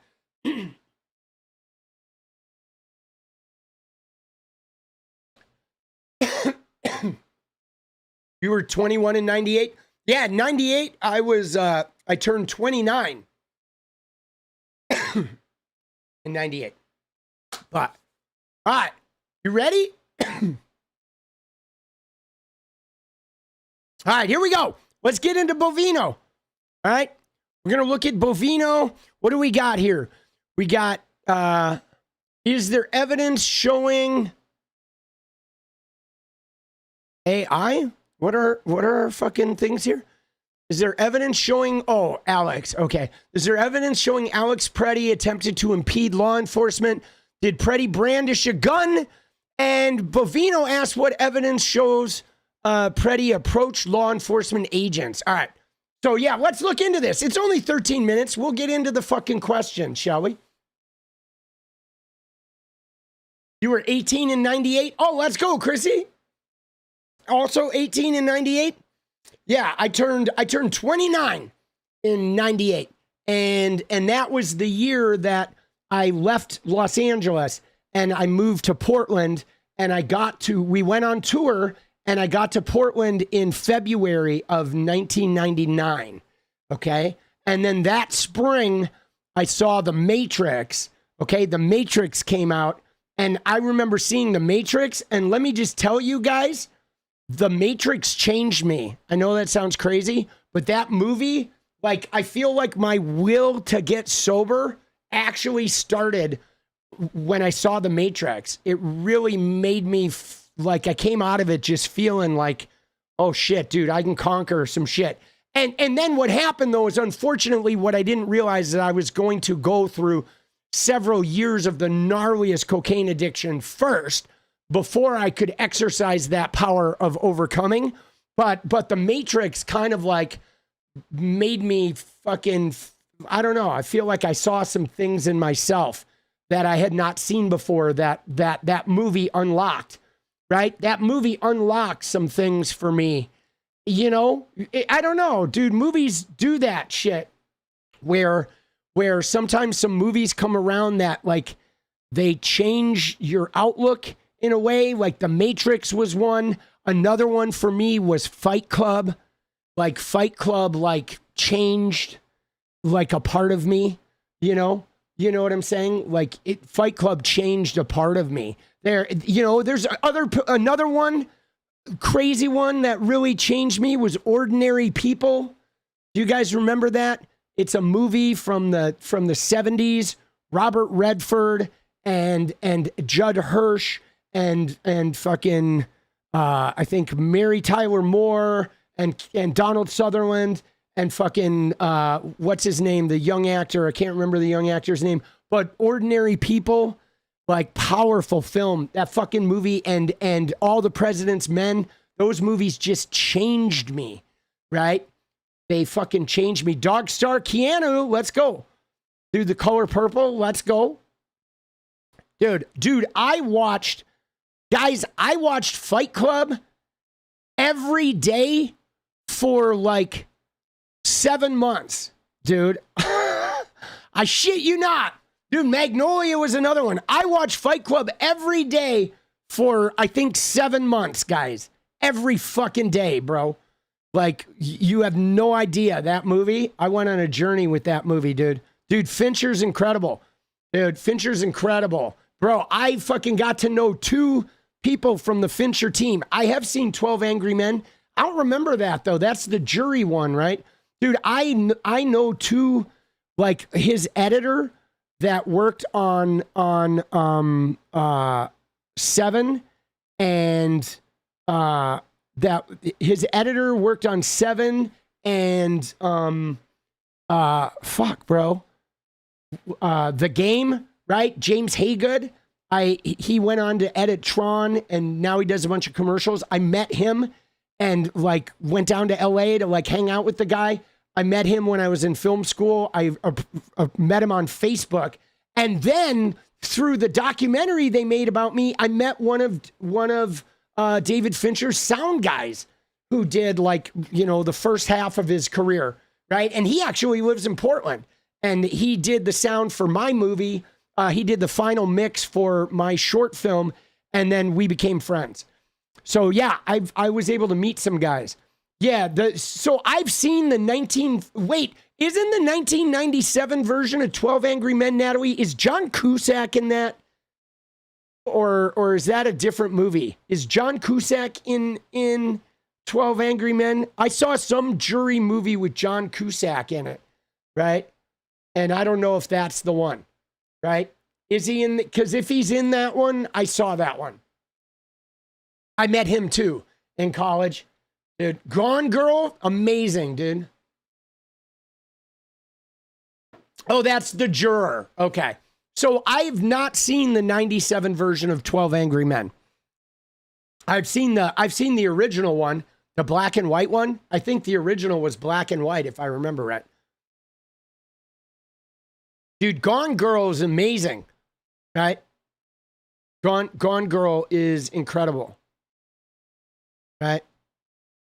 Runaway Jury, is that John Cusack? Oh, dude, Requiem. See, Requiem for a Dream, that movie was great, but that movie didn't change me. I felt like Requiem for a Dream made me feel seen, okay? Because I saw Requiem for a Dream, but like I had already been done with my, you know, IV phase. And so Requiem for a Dream was like, holy shit, dude, they actually really nailed it, right? Dude, The Game is incredible. Like one of the greatest movies out there. Dude, Requiem, I lived Requiem, boss. I mean, I didn't end up like with the abscesses and shit because I wasn't stupid, but you know, I lived that movie. And that movie, like it really describes it. Like what I felt like Requiem, the thing that Requiem did was those little shortcuts every time they would get high. Like what Requiem really did well, those of you who have been drug addicts will recognize this.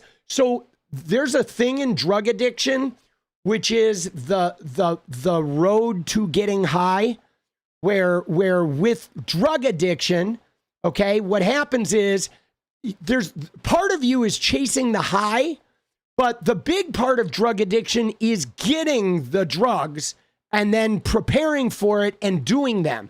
And so what happens is eventually the high kind of wears off and you never even get that original high back. But the ritual of acquiring the drugs and preparing and doing it becomes the thing you participate in, the ritual of feeding your addiction. And Requiem for a Dream like nailed the feeling of that ritual, of like that experience where the high is what happens before you get high. The high is literally getting the high. And then the high you get is just a disappointment and you go back and chase the ritual again. And it becomes a very like psychologically fucking intense experience. And so Requiem was like, whoa, dude. Like, they really nailed that. And Jennifer Connelly, dude, yeah, she's amazing, right? They really nailed it. And like, yes, then you're maintenance, right? But yeah, good shit, dude. All right, tangent over though, guys. We gotta go. We gotta move, baby. We gotta move. Tangent over. All right, let's look at Bovino. You ready? We're getting into Bovino. Let's see what we got here. Let's see some of these lies. Right now, because what you were saying is that he went there to try to stop. Okay, here we go. Trying to help another individual there who was pushed down by law enforcement, and then they went after him. In fact, I believe that the fantastic training that our law enforcement partners have, the fact that they're highly trained, prevented any specific shootings of law enforcement. So good job for our law enforcement in taking... Prevented any shootings from law enforcement. You know what we don't know, guys? Right? You know what we don't know about this? And I saw some of this today, but highly trained. I know, what a joke. But guys, there is a problem here in that it looks like the guy who pulled the gun off of the dude, the ICE agent who took the gun off of 𝗙𝗪ce, it looks like he may have fired it. Okay? Like he may have said he's got a gun and then he took the gun and fired it, instigating everybody to fire into this guy. I don't know if it actually happened. It is hard to tell, right? I'm not sure if that's accurate, because if he did fire it, that bullet would have hit the ground and would have like ricocheted somewhere. But like, it's possible that happened. But there is something about this, though. This thing was just a fucking disaster. Okay. And I've seen people where they try to show that the gun, like the thing, I didn't see a muzzle flash though. I didn't see a muzzle flash. And you know, when that guy walked away. And it's possible that it's on another camera angle or something. I looked at this thing, guys. I looked at that video, every camera angle, like 100 times yesterday until my soul was dead. And I saw no evidence that gun was fired. I saw no evidence. I have seen people talking about it, like both ways. Like some people have said it accidentally went off and that's why they shot him. So they've used it to defend the shooting. Some other people have said that he did it on purpose to instigate the shooting. So it's become argued on both camps. But I myself did not really see a muzzle flash. If you guys have an image, a screenshot with a muzzle flash from that gun or something, please put it in the Discord. I would love to take a look at it and find out where you got it from, what video, because I would like to look more at it. But I didn't see it, you know? But all right, let's watch this. Him down before he was able to do that. And again, Dana, let's look at why he was there in the first place. See, I want to pause this, okay? Because this is their defense, guys, okay? This is all of their defense. All of these MAGA shitters that are trying to hide their own bloodlust for killing Democrats in this idea of the reason he was there in the first place. He should have never been there. If he wasn't there interfering with law enforcement, none of this would have happened. But the thing about this is like, he's a citizen observer. He's there because a woman's already been shot. And they were there with Renee Good because somebody was shot in Chicago and somebody was shot in LA, and people have been beaten up and falsely sent to CCOT. Everybody was there because these pricks have been abusing power and doing this in a toxic, horrific way from the get-go, from taking a guy that they were told to not deport and sending him for life to a foreign prison. So fuck you, MAGA, okay? Screw you guys for trying to say that these people shouldn't have been there, because they're there because you're fucking terrible at this, because you guys have abused power from day one, okay? But that's their whole thing. Oh, if you just let us abuse power and let us go ahead and fuck everybody's life up and didn't get in the way, none of this would happen. But like, dude, that is a bullshit argument, okay? It is a bullshit argument. Was he simply walking by and just happened to walk into a law enforcement situation and try to direct traffic and stand in the middle of the road and then assault, delay, and obstruct law enforcement? Or was he there for a reason? Did he fall victim to that violent and heated rhetoric by a Mayor Fry, a Governor Walz? Look, Dana, they're trying to portray Border Patrol agents and ICE agents as Gestapo.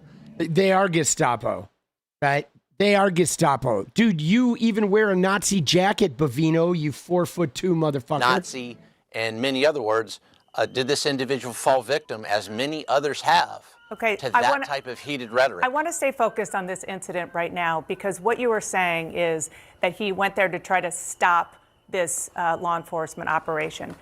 All of the video that we have seen shows him documenting it with his cell phone, which is a lawful thing to do.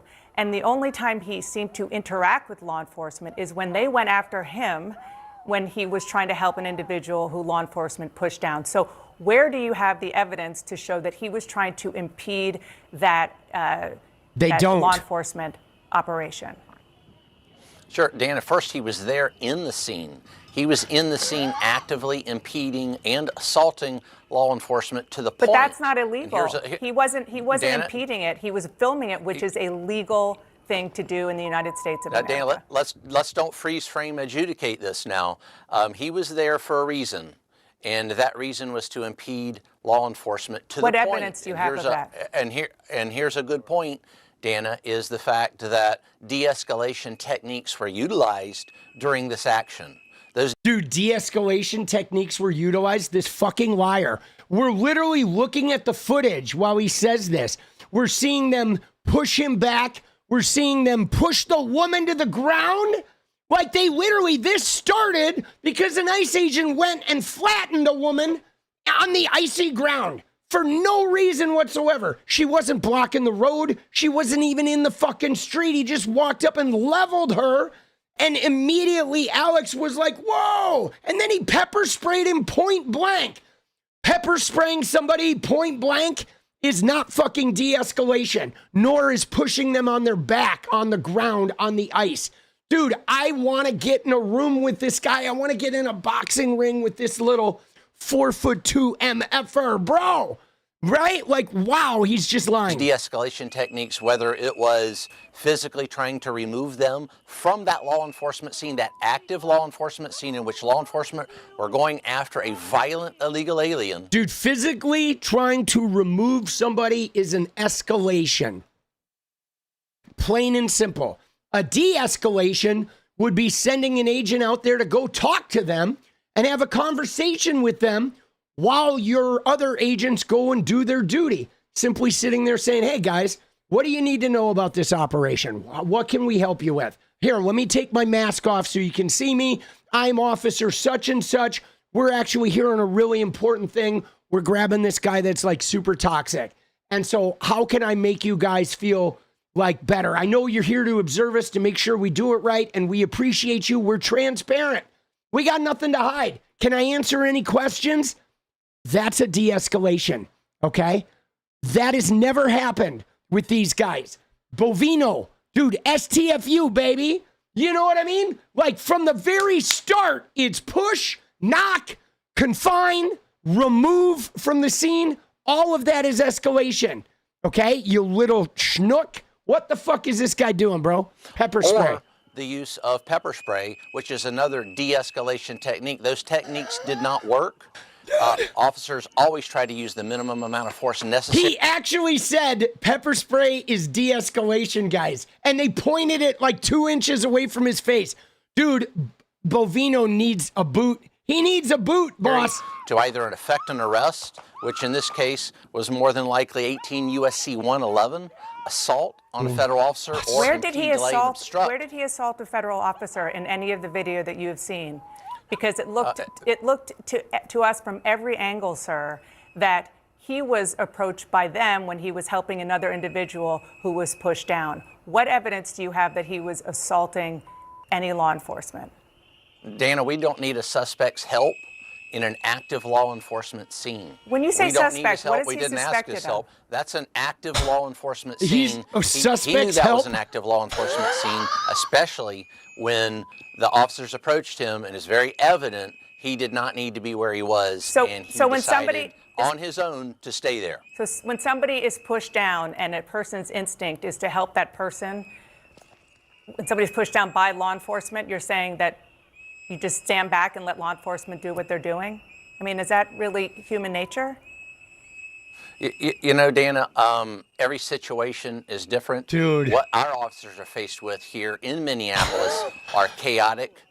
Bro, dude, I saw Natalie mention this when she put the clip in. She mentioned something about how she got like filled with rage.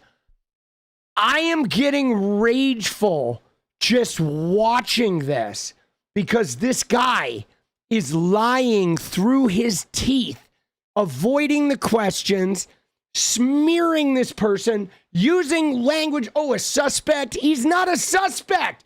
He didn't do anything. Like, to this guy, what Bovino is saying without saying anything is he's saying, if you are even present anywhere that ICE goes, they can kick the shit out of you and everyone else there. And if you so much as like offer a hand of support to any of those people, they can fucking shoot you and consider it an assault. That they can go anywhere they want and bust the heads of anyone they want with carte blanche, and it's all allowed. And that is not true. We have constitutional rights, and these goons need a boot in the ass, boss. You know what I'm saying? But like, you can tell that they actually have a complete disdain for the citizens, that they consider if you're there, if you are present and looking at them, you are the enemy and they have a right to crack your fucking skull. And that is, man, it's making me mad, dude. I want to Antifa Employee of the Month this MFer, dude. I'm serious. Dude. All right, hold on. I'm gonna put a little patchouli on the fucking scent dish over here. We're gonna get a little aromatherapy going, guys. All right, we are. I'm gonna get a little aromatherapy going, guys. Maybe a little eucalyptus too, because dude, I am fucking steaming inside, bro. Right?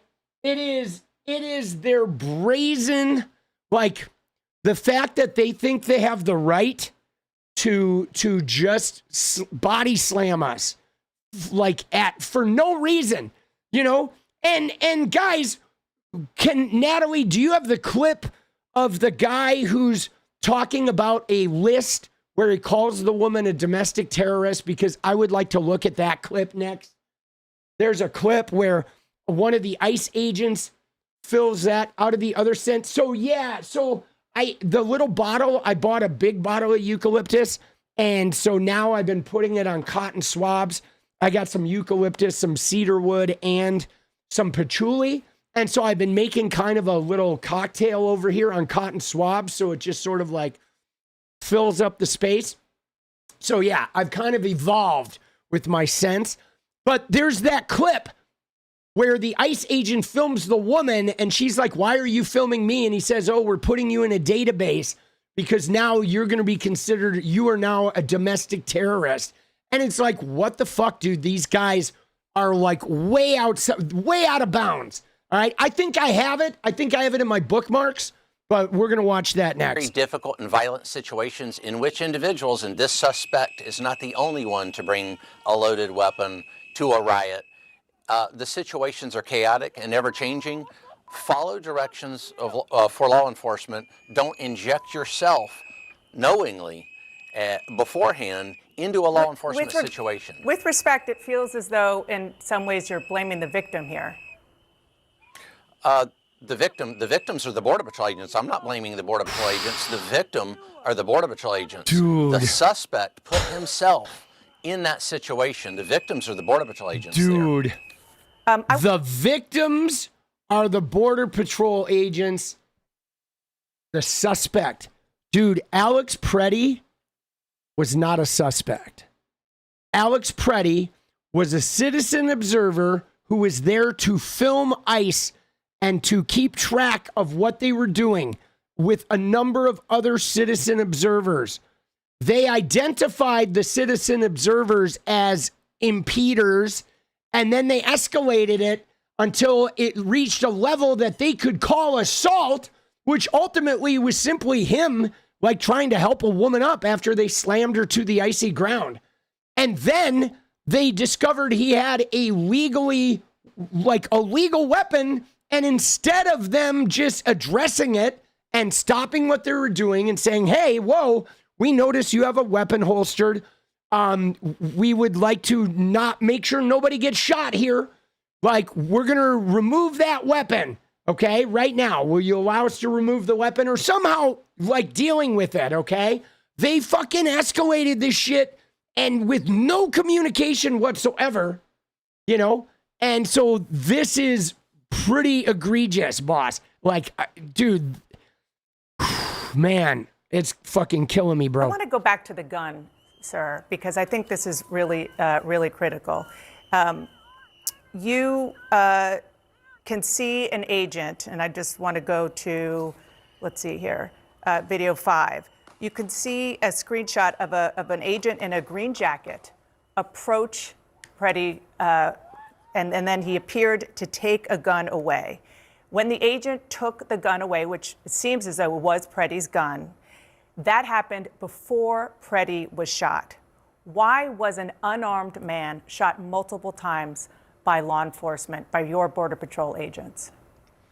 Dana, you don't know he was unarmed. I don't know he was unarmed. There he takes the gun right there. Freeze frame adjudication of a crime scene. Okay, we have to pause.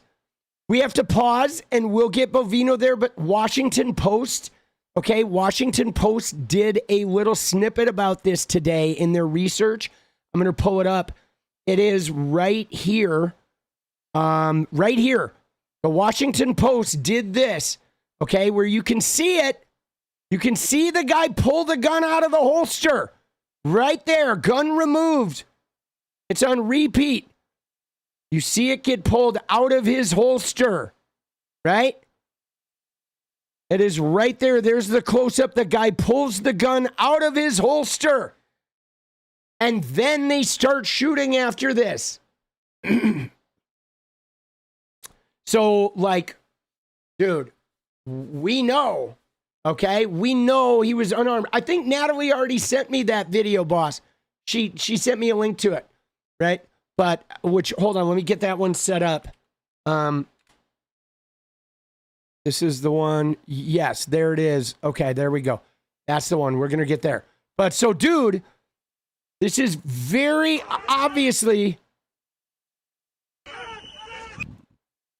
pulled. Right there he is. He comes in and reaches it and pulls it.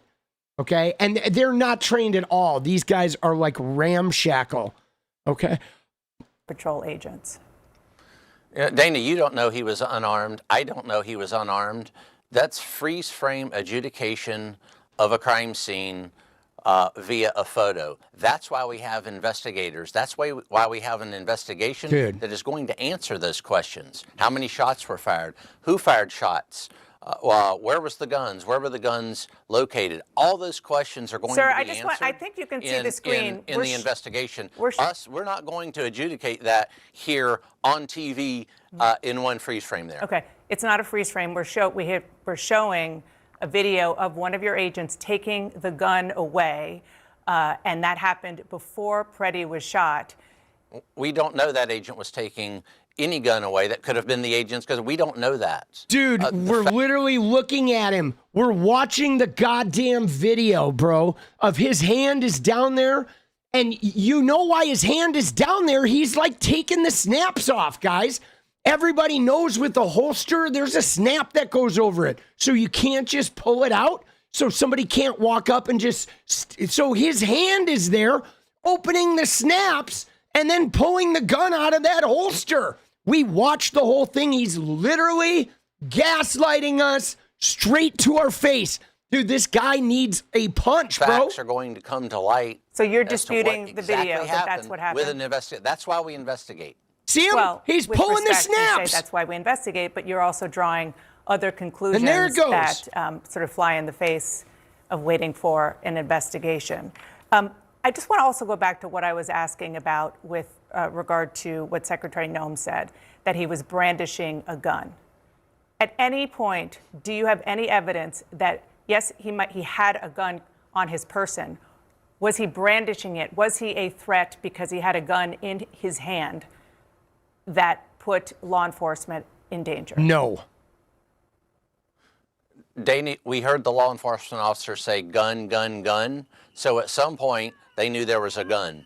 So again, that is going to be part of that investigation as to what was happening on the ground there between...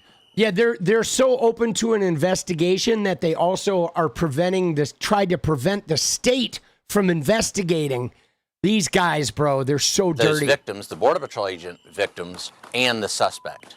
Both the police chief in Minneapolis, O'Hara, and Governor Walz say 𝗫𝗫 was legally licensed to carry a concealed weapon.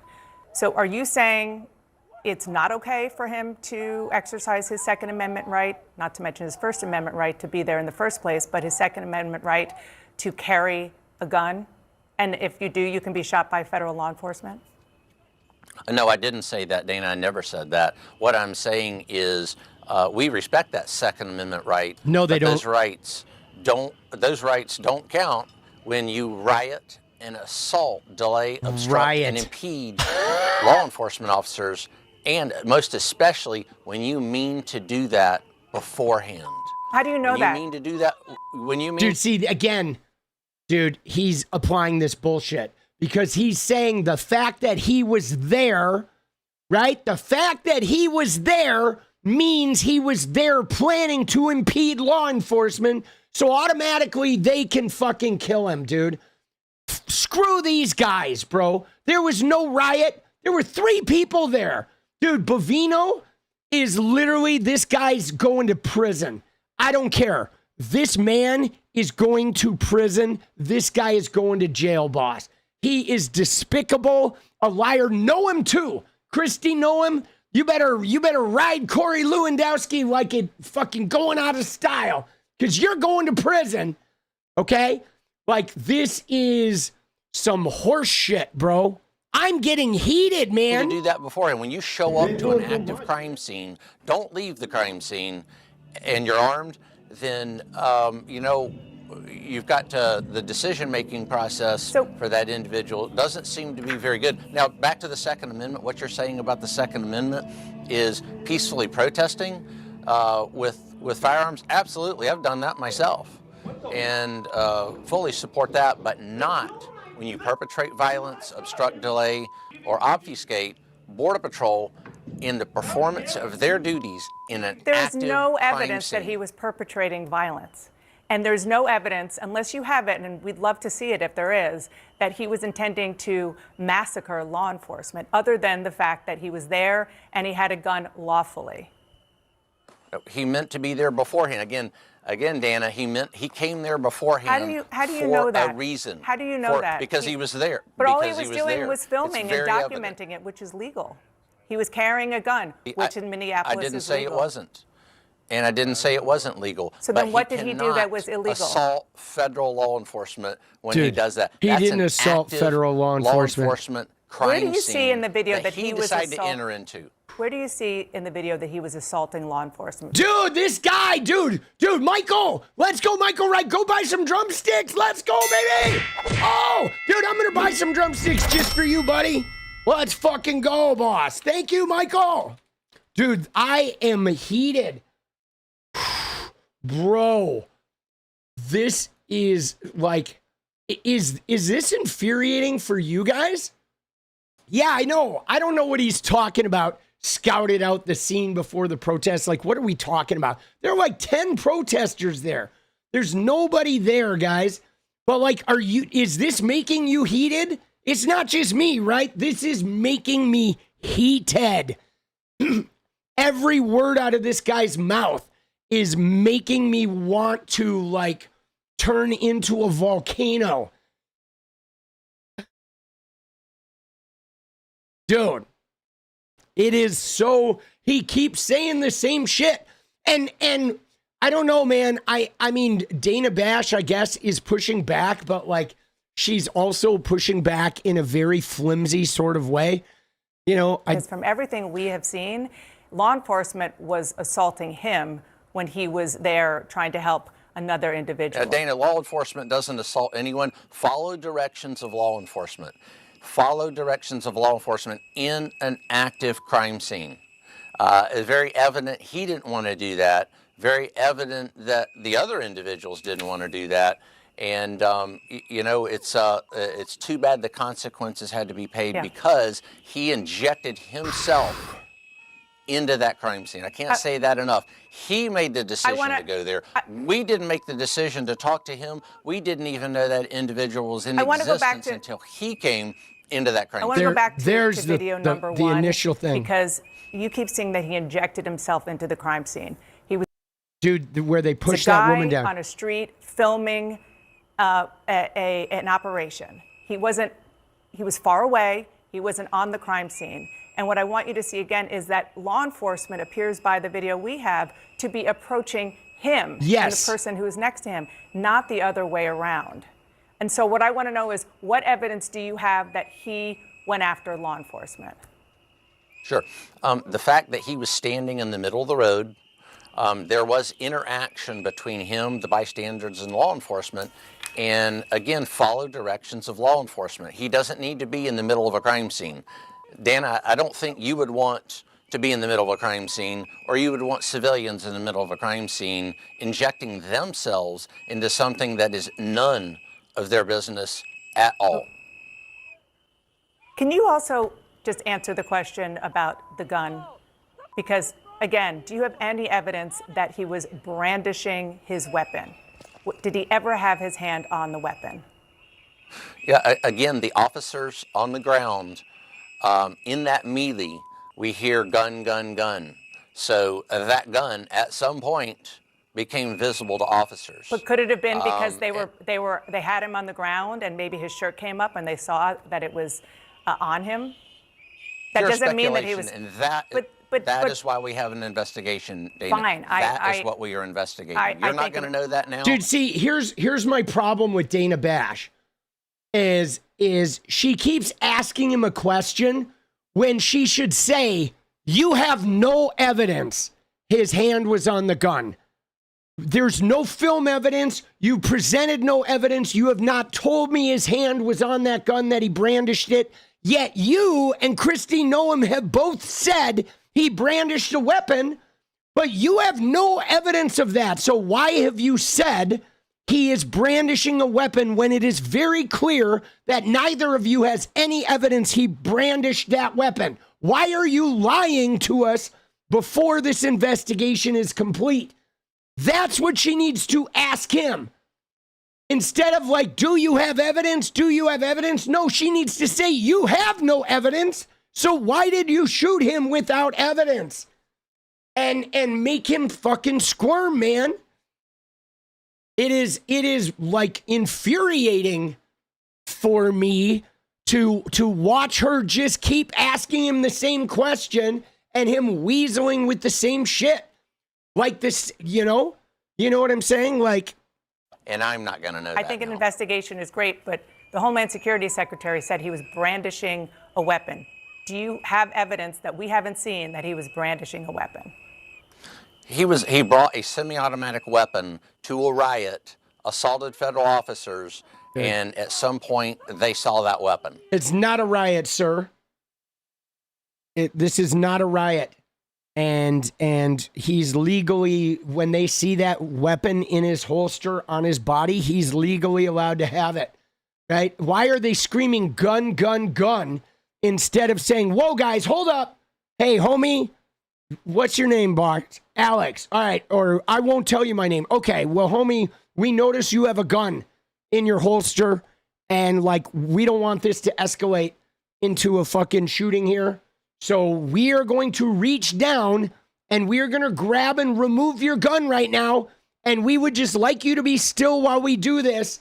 I mean, guys, you would have to be brain dead to not know how to do this. But Bovino himself, if you've seen the video of him with the tear gas canister, this guy, the head of ICE or whatever, he didn't even know how to pull a pin out of a tear gas canister, guys.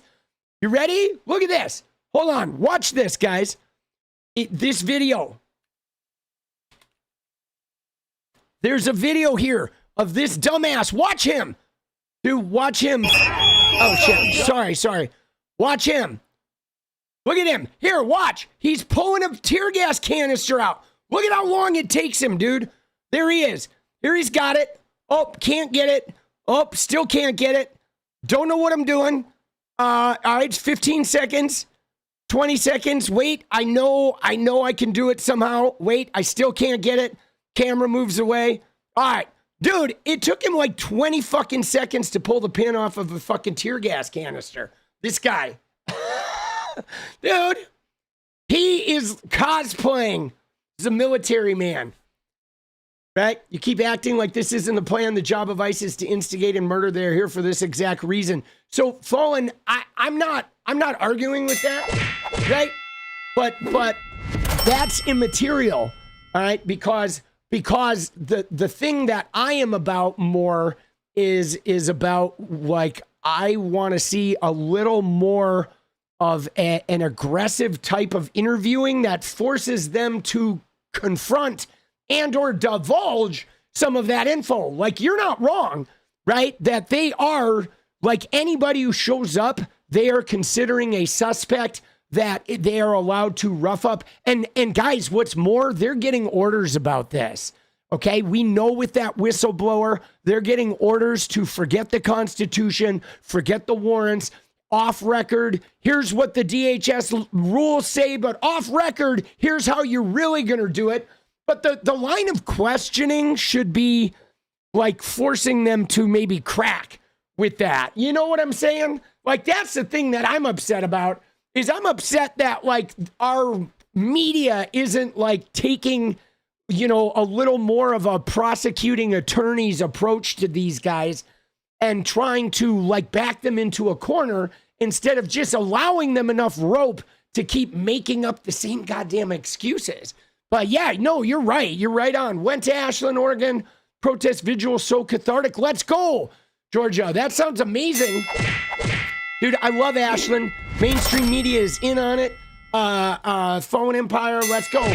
Mainstream media is in on. I don't know about that, boss. I don't know if mainstream media is in on it per se. That feels like a little like conspiracy theory sort of deal. I think mainstream media values the story and their jobs and like not being ostracized and sued and having the weight of the federal government being aimed at them. So they're like not being as aggressive as they might be. But I don't know that they're in on it. In on it makes it seem like they're coordinating with them to set us up. And I don't believe that they're doing that. I think there's multiple things going on with the mainstream media, where on the one hand, you have the corporate people that are literally that own these companies that are like friends of the fucking president. Okay. You know what I'm saying? They are friends of the president, the owners. So if the employees fuck up, the owners are going to let the employees fry because the owners of the media company are Trump's friends. So the reporters are doing this dance of trying to hold people accountable while also not getting thrown to the wolves, right? Really, who owns it, Jesus? No, they can't fight those lawsuits. They could, but I'm talking about the reporters, the walk that they're dancing. You know what I'm saying? The reporters are dancing a walk where I believe many of the reporters really want to call this shit out, but they're fucking worried about getting thrown to the wolves, you know, and not all of them, but there certainly are some good reporters in the mainstream media. It's a hard dance when, you know what I'm saying? I mean, guys, because it's the same shit we all face. Okay, you ready? You know, think about this. Let me run something by you. So I talk to people all night who come into chat. They're super progressive. They want to change the government. And I say to them, why don't you run for Congress? And they're like, well, but I have a life. I have a career. It would be, I don't know where to start. I don't want to start over. It's not practical for me to run for Congress, right? Which we all understand, right? Giving up your whole life to go do this new thing. Well, now we have investigative journalists that are making $300,000 a year, but they're renting an $8,000 a month apartment, or they own a property in New York City. So they are leveraged to the hilt. Living without their $300,000 a year job is like crazy. Okay. It's like very scary to them. Their kids are going to college. Their kids are like whatever in private schools. So they have this whole life there, and they're trying to hold people accountable, but they naturally don't want to lose everything they have. And right. And so it's like everybody, we're all in this same situation. Okay. All of us are in this. Like, you know what I'm saying? I mean, it's the same reason, right? That like most of America is just sitting back and talking on Twitter or in Twitch chats. Most of America's not really doing anything about it because they're afraid to lose their shit. And we're all in that same position. You know what I'm saying? So I guess I'm not going to judge the reporters, even though like I get it. I want them to be more feisty and more accountable, but we're all in something brand new. I would like something more aggressive, but Trump has been fucking suing these places, and then the higher ups just fucking settle the suits, and then people get fired. And so the word on the street is already out that you got to be careful how much you push, because that's what fascist regimes do. And I'm super disappointed about it. You know what I'm saying? I'm super disappointed that more people aren't fighting. And I also understand like why people are scared, you know? And like, dude, it's why everybody's fucking scared, you know? And it's frustrating. It is fucking frustrating, man. It is. It is frustrating, dude. It is. It's like we're fucking, you know, because you're like, who's going to be the brave one? And that is all along, right? That's for all of us. Like, who's going to be the brave one? You know what I mean? I mean, dude, it's not even just the reporters, man. There's like everybody is struggling to say like who's going to be the brave one. And a lot of us, some of us, it's like we haven't been tested. Like, for example, even if I look at myself, I'm really mouthy, I'm really aggressive, and I'm out there fighting my fight. And I've had a little interaction with YouTube, and, you know, I've been banned and fucking had some income taken away for a couple days and fought this wall of invisibility with no thing. But you know what hasn't happened yet, guys, is this. I haven't had the feds show up at my door. But what is my life going to be like when federal agents show up at my door and barge into my house with guns and say, hey, man, we need to talk to you about what you've been saying on your fucking stream. And like, they're going through my garbage and shit, okay? That is what I am talking about, where it becomes a different ball game all of a sudden when they put the obvious target on your fucking head, okay? And this is the shit that we're dealing with. You know what I mean? You know what I'm saying? And like, so like, this is where not everybody is going to have like the FBI show up at their door like that and like fight back against that. Okay. You know what I'm saying? There are many, many people who that'll happen and they'll tap out. And so I understand when that happens and you know what I'm saying? And like, you know, it's like the Tim Walz shit. Not everybody is 𝗙𝗎𝗪𝗀. You know, some people are Tim Walz and it's just hard. You know, because you say like, oh, why'd they go into journalism? But like, not everybody who goes into journalism has the same fucking, you know, like constitutional like makeup. Some people go into journalism because they want to fucking interview people and they want to like subtly change the world, not because they want to take on a fascist regime and potentially lose their whole career in the process of doing it. I mean, you know, and you hope somebody will stand up and be that guy. Right. And there are people like 𝗦𝘂𝗽𝗍 who has really done it, but not everybody has that makeup. You know, I will say, though, I'm going to give Dana Bash a little bit of credit. I feel like she has been resolute in the way she's approached him, but she hasn't really been as aggressive as I would like her to be. But yeah, man, it's rough. It's hard to watch, man. It's hard to watch, dude. It really is. General strike. Yeah, I think probably a general strike is coming. But anyway, guys, so I want to be clear because it seems like we do some version of this every night where I find myself being a moderating voice of reason.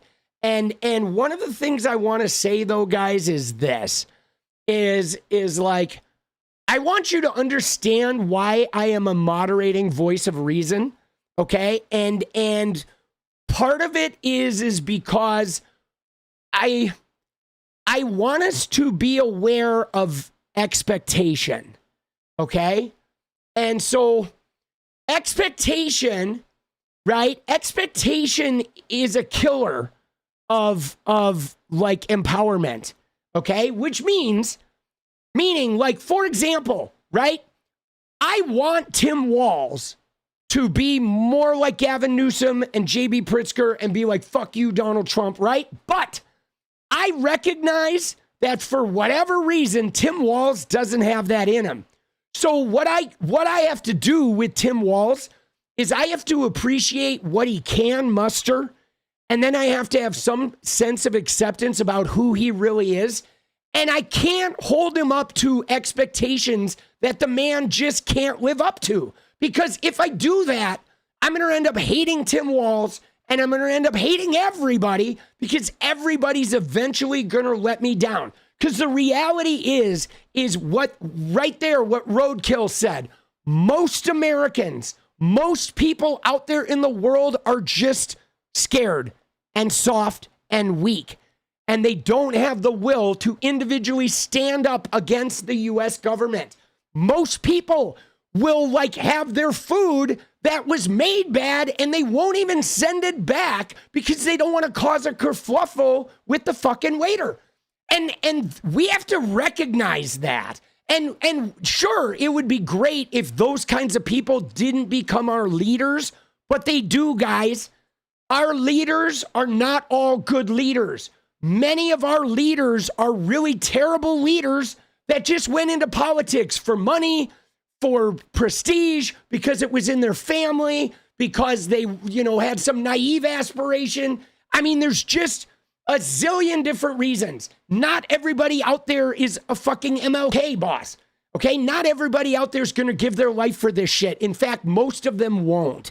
And so like, I think us understanding that, and that doesn't mean we shouldn't hold people accountable and we shouldn't look for warriors. And in fact, if you be the warrior, if your leaders aren't, you can be one. But I think like expecting everybody to be the warrior is going to just lead us to a bunch of frustration because a lot of people are just scared and soft and weak and are going to avoid the confrontation. And that's just people. That's like the way people are, man. A lot of people are chicken shits. I mean, they like, you know what I mean? If you talk to people about getting out of their marriage, they're like too scared. People will stay in a marriage for 50 years that they're totally unhappy because they're too scared to leave, you know? And like, that's the reality of like our world that we live in. And that's why this is so tough, you know? And you know, so it's hard. I don't know if you guys experience this, but I find I have a daily challenge where I am expecting more from people than I think they're actually able to deliver. And then sometimes I get a little resentful and frustrated, and then everybody looks like they're no good. And it's like a constant battle, you know? It's a constant battle. And like, it's hard. But I think we can be the leaders. I think we can be leaders where they're not. And I don't know what that always looks like, because obviously we can't interview Bovino, but I'm going to be able to talk about this and put it on the internet, which is I'm not interviewing Bovino, but I'm able to, you know, put a viewpoint out there and challenge the narrative. And we can all do that on TikTok or YouTube or Instagram or Threads or whatever. It's free, right? You don't have to do it full time. It doesn't have to be a career, but we all have the power to like stand up and be a leader, even if it's in our house or in our neighborhood, helping people get to the polls. But I want to caution us on the left about expecting more from people than we're going to get, okay? And because I think we do that a lot, okay? I think on the left in particular, when it comes to progressive politics, we spend a lot of time feeling let down because we place expectations on people that sort of run counter to what they actually show us, right? Like if you look at Chuck Schumer, right? I'm not saying Chuck Schumer, that guy needs to go. But if you expect Chuck Schumer to be Zoran Mamdani, that's never happening, guys. Chuck Schumer is Chuck Schumer. He's always been Chuck Schumer. He ain't going to change, right? We have to just see where we can use Chuck Schumer and benefit from him, and where we can throw him to the wolves and have him do a function until we can get rid of him, because he's never going to be a Zoran Mamdani boss. You know what I mean? He's not, dude. He's never shown us anything but kind of being weaselly, right? And so, like, dude, it's like, I think, like, you know, us rising to leaders, be not afraid. There are many ways to resist. Yeah, no, that's true.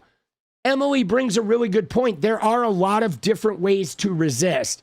There are a lot of different ways to resist. I mean, I will say this.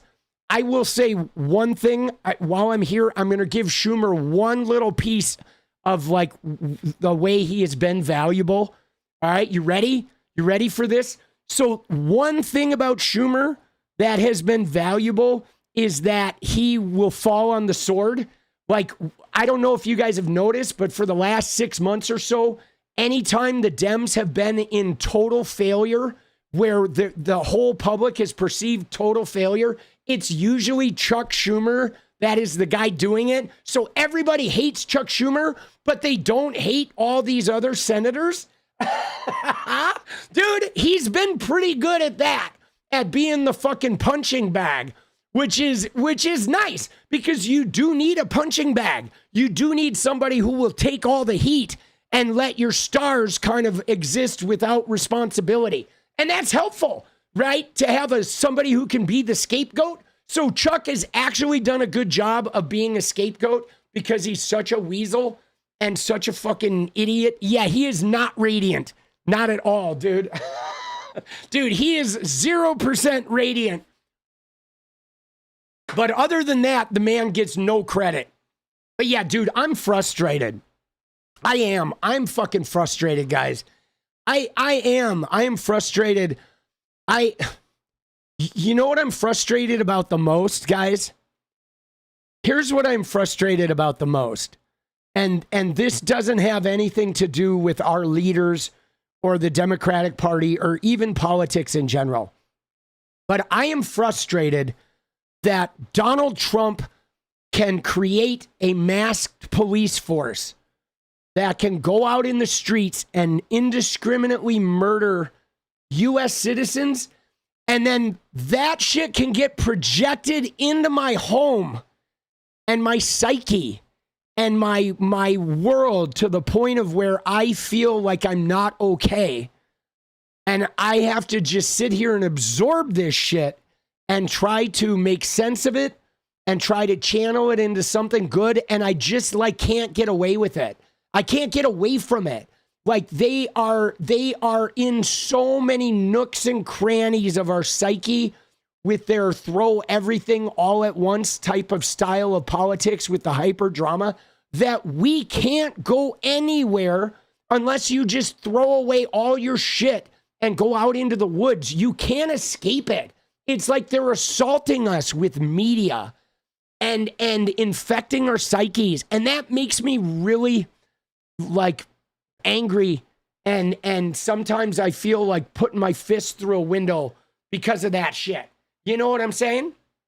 And I think it kicks up the vibe of me wanting somebody to do something about it, you know?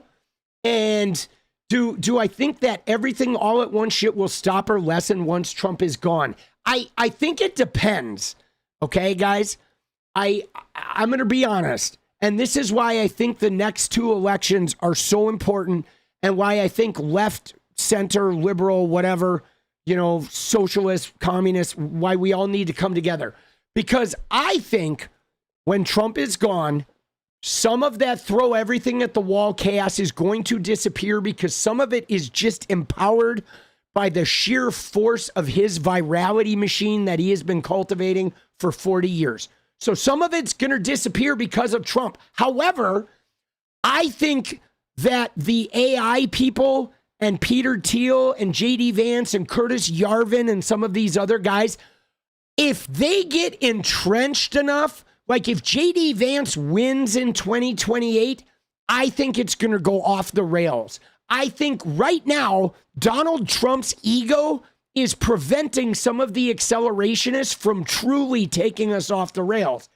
And so I think if we get rid of them and take some majorities back and fix the Supreme Court and do some real work for the next 10 years and Trump is gone, it's going to get better. But I think if we lose in 28 and those accelerationist guys get all of their shit inside the fucking government, then I think it's going to get way worse before, and then maybe even break completely before we can find our way out of it.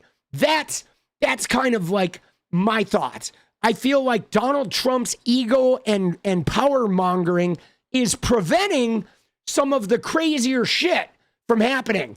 And so we got to win these midterms this year in November, and then we have to win the presidency in 2028. I don't even care who our fucking candidate is. I don't. I honestly don't even care, just as long as it's a Dem who will wield power. I want no softies, okay? You know what I'm saying? No softies. As long as we elect a hammer, I don't give a shit who he is. He could be Newsom, he could be Pritzker, he could be like anybody who's a hammer. AOC, I don't fucking care. Anybody who will take a goddamn hammer to the structure in 28, whoever wins that primary, I'm in. I don't even fucking care who they are. But they gotta be a hammer, okay? They gotta be a hammer, dude. Right? I don't care who it is. As long as they say I'm gonna fucking smash this fucking window. You know what I'm saying? What crimes? Dude, yes. Dude, hammer time, baby. Dun dun dun dun dun dun dun dun dun dun dun. Dude, can't touch this. Dude, the worst pants ever. Remember when MC Hammer would wear those like genie pants and everybody was wearing those pants? I was like, dude, that guy killed our fashion so bad. Like, please stop dressing like MC Hammer. I don't care if you like his music. His music's great, but for the love of God, stop fucking wearing those pants, dude. The genie pants, dude, turd catcher pants. Dude, you know what I'm talking about, right? Dude, come on, man. These things, dude. What are we doing, bro? Like, bro, no, these are not parachute pants. Dude, parachute pants are ones with a bunch of pockets and zippers, dude. I had parachute pants, dude. Right? They are like these are parachute pants. All right? Maybe these are the 80s version of them, but those are parachute pants, right? But I guess some of these are coming up. I guess I see. They're like the parachute itself. Got it. I didn't realize there was a whole nother version of parachute pants that were just like the big, like, dude, those are 90s parachute pants, all right? These are 80s parachute pants. It's different generational shit. But yeah, dude, this, like, bro, like, we should be able to, like, class action this shit, boss. You know what I'm saying? Like, the 90s had some of the worst fashion. Dude, come on, bro. Tell me, what is this, dude? Right? That man, dude, his top half is great. Okay? I love his top half and the shoes, but those pants, bro, we should be able to class action suit. Hands off your pants. Dude, there's no way, bro. This shit kills me. Can't do it, bro. Let's go. Can't touch this. Let's go. You were gigging in them? No way, dude. There was no way. Dude, we hated them in the LA music scene. We hated them so much. Oh, we hated them so much, dude. We did. Like, this shit, we fucking, like, in the 90s rock scene, these were, like, this shit was, like, the unspoken enemy, boss. Too legit to quit. That's funny. Oh, fuck, dude. Keep 1,000 ferrets in those pants? Dude. Yeah, no, I think he had customs for sure. All right, guys. So, dude, I'm done with Bovino. I don't think there's any more to extract from this guy. All right, because he like, Natalie, does he give us anything? Does he give us anything more with this? In general, I don't like the baggy shit, right? Even with, like, the hip-hop baggy pants. Like, I had a drummer who used to wear these super baggy, like, fucking, you know, skater, super baggy, like, skater hip-hop jeans, like, really expensive ones. In the 90s, this drummer, Roman, he was a total scenester, right? He had a fucking Maserati, and he wore those like, you know, he kind of dressed like he was in, my friend Rust was in the band Crazy Town. You remember Crazy Town? Come, my lady, come, my lady. You're my butterfly, sugar, baby. You remember that song? That was my friend Rust, was the guitar player in that band. And all of those guys were into that. They dressed in the sort of new metal, sort of hip hop rock vein with the super baggy pants. And Roman was like in that fucking scene. He wasn't friends with Rust, but he was in that same scene. Shifty, Shell Shock, yeah. And so my friend was 𝗪𝗪, right? He was this guy. Okay, this guy right here, he's dead now, but this was Rust, right? He was in Crazy Town, and he's dead. He died young. He died like the day I got my fucking CDs in 2004 or whatever. Rust died, but there he is. And so he was a member of Crazy Town, right? Few fucking, you know, right? There he is in the back. That's Rust. Dude, this guy was like one of my really close friends. He lived next to Rodney Bingenheimer in this apartment building on fucking Gardner, right behind the 7-Eleven. This is the guy who taught me how to play guitar, man. Like, I shit you not. All right. He was like really good friends. He's from Modesto. His real name, 𝗪𝗪's name was Charlie Lopez. He was from Modesto, and he was good friends with the first singer in my band. And that's how I met Rust. And then, like, I ended up not being friends with the singer, but me and Rust were friends, like, throughout his career. He had a really good band called Rust and the Superheroes. And then he started playing with this guy named Cliff Morrison, who was a guy who was like a scenester that claimed to be Jim Morrison's son. And so Rust and I were friends for like a long time. And then Rust went into Crazy Town and he sort of disappeared and shit. But he had a band after Crazy Town. He got kicked out. And then he ended up like starting Rust and the Superheroes again. They got signed to V2 Records. My friend Bob was his bass player. And then everything fell off the rails. And then Russ died of like a heart attack. I mean, he did too much meth. He had a real like methamphetamine problem. But that was fucking, you know, that was Rust. But so he, you know, he dressed like that. My point is, I'm going off on this side fucking tangent. But my point being, okay, that my point being with these guys is the way they dressed. Oh yeah, the jeans, right? They wore those big baggy jeans.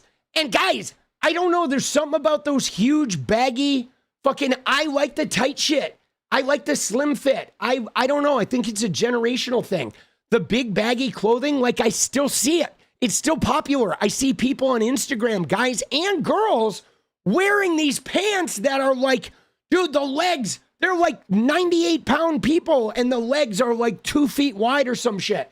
It is so crazy. I don't understand that look, right? And I guess maybe it's about not having your body be seen or something, right? Right? Dude, it was JNCOs. Is that the pants that Natalie's talking about? Let me see. Yeah, I know she mentioned them. Oh yeah, dude. Dude, oh my God, bro. But they also though had them Junkos, they had them that weren't like quite as wide at the bottom, that were more, that didn't flare out, but that were just straight, like a straight width too. But yeah, dude, this shit, dude, that fashion vibe, man, this is it, dude. Oh my God, bro. Yeah, I just didn't get it. It was, you think that's cool looking? I know a lot of people think it's cool looking, man. But like, dude, I was like Jordache jeans, bro. This is the world that like I came in on, boss. You know what I'm saying? In the 80s, Jordache, right? This was the shit that we were rocking, dude. But like super tight, dude. Right? Like this. Dude, this is what we were rocking, bro. Men and women alike. Okay? We were rocking the Jordache. We were rocking this stuff. Eventually we went to Levi's, but they were slim fit, right? The Levi's slim fit.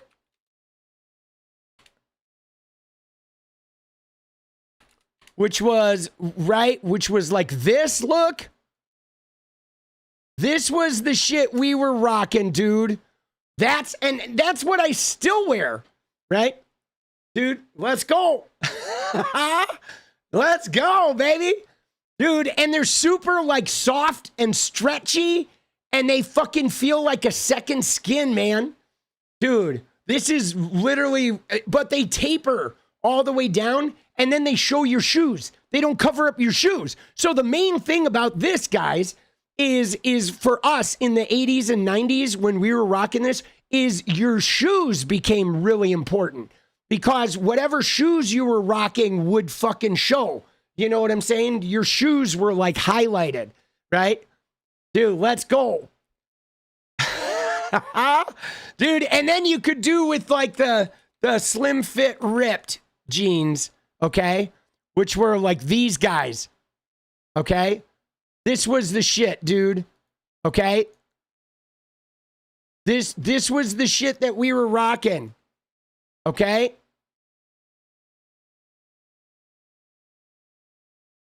there it is. That's the kind of shit we were rocking, bro. Dude, 90s, baby. But you ready? You didn't buy them this way. Okay, you bought them and then you abused them till they were this way. Okay, that's what the real people did. You either bought them secondhand or you bought them, or the other thing, guys, that I used to rock a lot. You remember Diesel? Dude, Diesel jeans? Oh man, bro. I had the Diesels. Right? I had fucking the Diesel jeans. Like this shit. I had a lot of pairs of these things, bro. Like diesel jeans, or the kind that weren't jeans. Right? The ones that weren't jeans, but were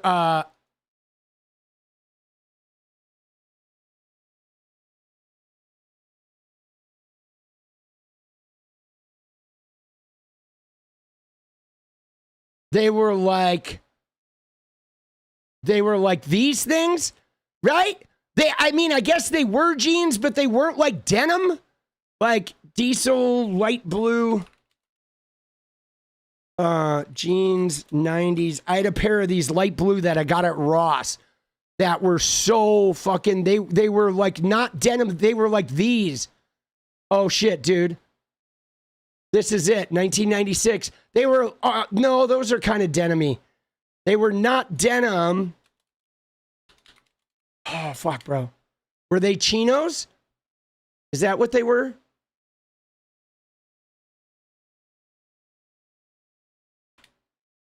Yeah. Dude, it was like these, but I had a pair of diesel that were like this. That were fucking like this shit, dude. That were, I think, like these, dude. Oh, man. Dude, I used to rock these. Light blue, though, but they were so soft. Yeah, no, they were super pricey, right? They were super pricey, but I had a pair of diesel like this that were like paper thin, and they were like chino jeans, but they were like denim, but not really like denim, like Levi's denim. They were like so soft. And they were like paper thin, though. You had to be super careful or you'd like rip them. But I got them at Ross. They were like $200 or something at Ross, but they were so stylish. Dude, they were fucking, dude, they were so comfortable, bro. Oh, shit. All right, we went on a tangent, guys. All right, back from tangent. Dude, back from tangent. Dude, they were, they were like 150 or something at Ross. They were, I mean, this was in the 90s, so they were like $300 pants or $250 pants, but you could get them for like just over half price at Ross, right? Dude, they were expensive then, dude. They were crazy. They were like, diesel was like really expensive, right? Dude. So, I mean, I still, guys, I'm going to tell you a life hack. You ready? I'm going to tell you a life hack. If you don't mind wearing jeans that are just a little bit behind the fashion curve, right? You go to Nordstrom Rack, okay? Find yourself a Nordstrom Rack, and you can go and get like Joe's jeans, or you can get, somebody mentioned the fucking Sevens, right? You can go to Nordstrom Rack, and you can get brand new ones, but like 40% cheaper. Okay, you know, you can go pay like, $175 for a really nice pair of brand new fucking jeans that would otherwise be like $350. But the problem is, or $300. The problem is they're just a little bit behind the style. They're not old, okay? But they're not old, but they're fucking, they're I don't know, like a year behind or some shit, right? Dude, Nordstrom's Rack. I like it, dude. I like the Rack, boss. I like the Rack, dude. Dude, it is. And I used to find like diesel shoes there too. Like they had tennis shoes. Diesel had some great slip-on shoes, like wrestler shoes with no soles. But nowadays, dude, Bryce and I went to LA to see, before he moved to New York City, we went to see Oasis in LA, and we went to Wasteland. There's a store in LA, clothing store, a used clothing store on Melrose called Wasteland, which is like really good.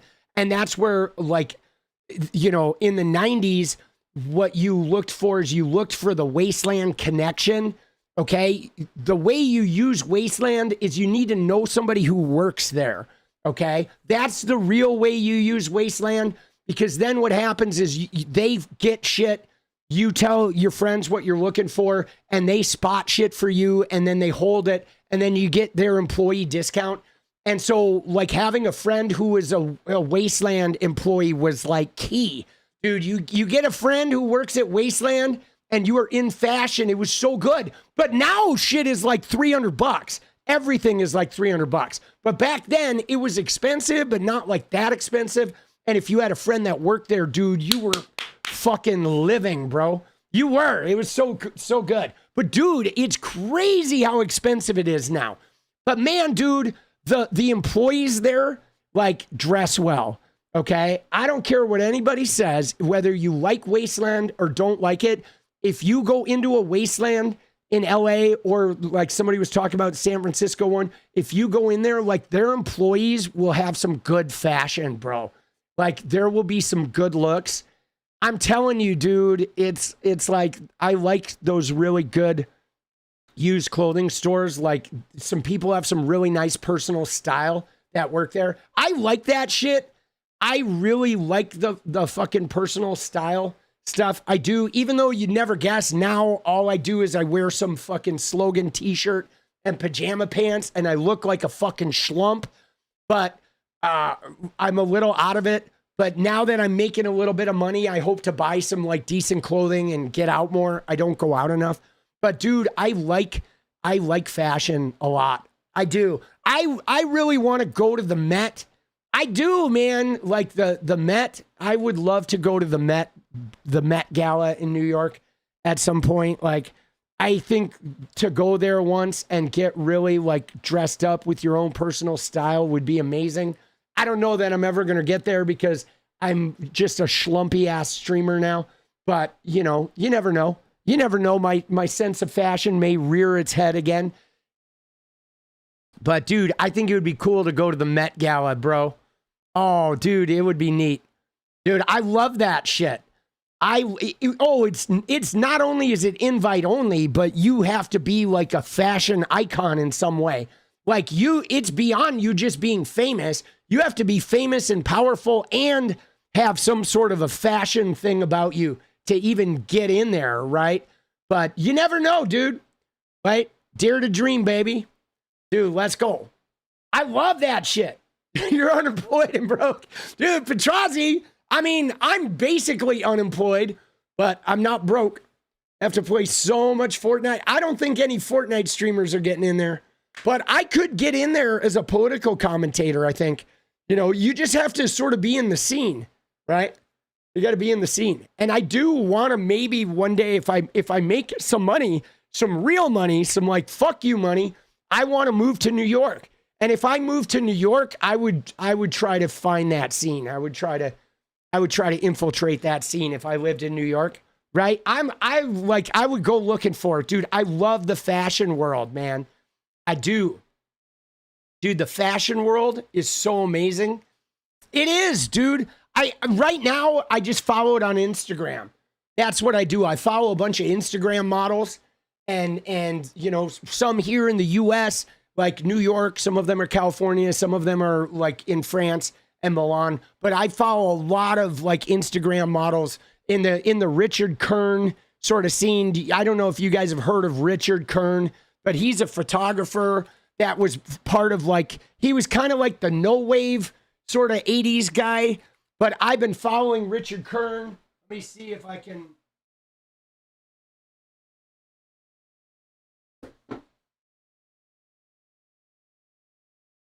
I can't really show you his books because they're a little, I have a bunch of Richard Kern books. I buy them from him on Instagram, like, you know, and his photo books, but he is like on the you know, part of that fashion scene. He's a really good photographer. His is a little risque. Is a lot of like semi-clothed, so I can't really show you his books. But he is. I really like that scene, dude. You know, I've always been fascinated by it. All right, you ready? This is our last thing, guys, and then we're dance partying. All right, we have a couple little tangents, but we got a lot of good work done tonight. We're always gonna have tangents. Who are we kidding, right? Right? That's a fact, right? We are always going to have tangents, aren't we? That is just going to be par for the course, isn't it? I think it is. I think as long as I'm attached to the conversation, dude, there's going to be There's going to be some tangential thinking. But guys, this little piece here, I think is really important. Okay? Because I have not seen Jeff. Who's Jeff Waters? You mean Roger Waters? Right? Who is Jeff Waters? Acting like Tangent. Oh my God, dude, that's so fitting. But guys, like this, what we're about to watch, I feel like is really tied to this Bovino thing, guys. And what it is, guys, is that the federal law enforcement, ICE and CBP, the current DHS, Trump's Gestapo, which I feel totally comfortable calling Trump's Gestapo. Okay? This is Trump's Gestapo without a fucking doubt.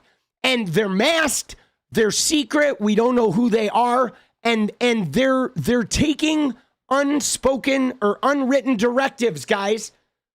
That's what makes them Gestapo, is that DHS and CBP and ICE all have a set of rules and guidelines, and then these guys have a set of spoken fucking instructions that are outside the rules and guidelines and outside the Constitution. And they are like sworn to secrecy that they are taking directions that are counter to what the law and what their agencies prescribe.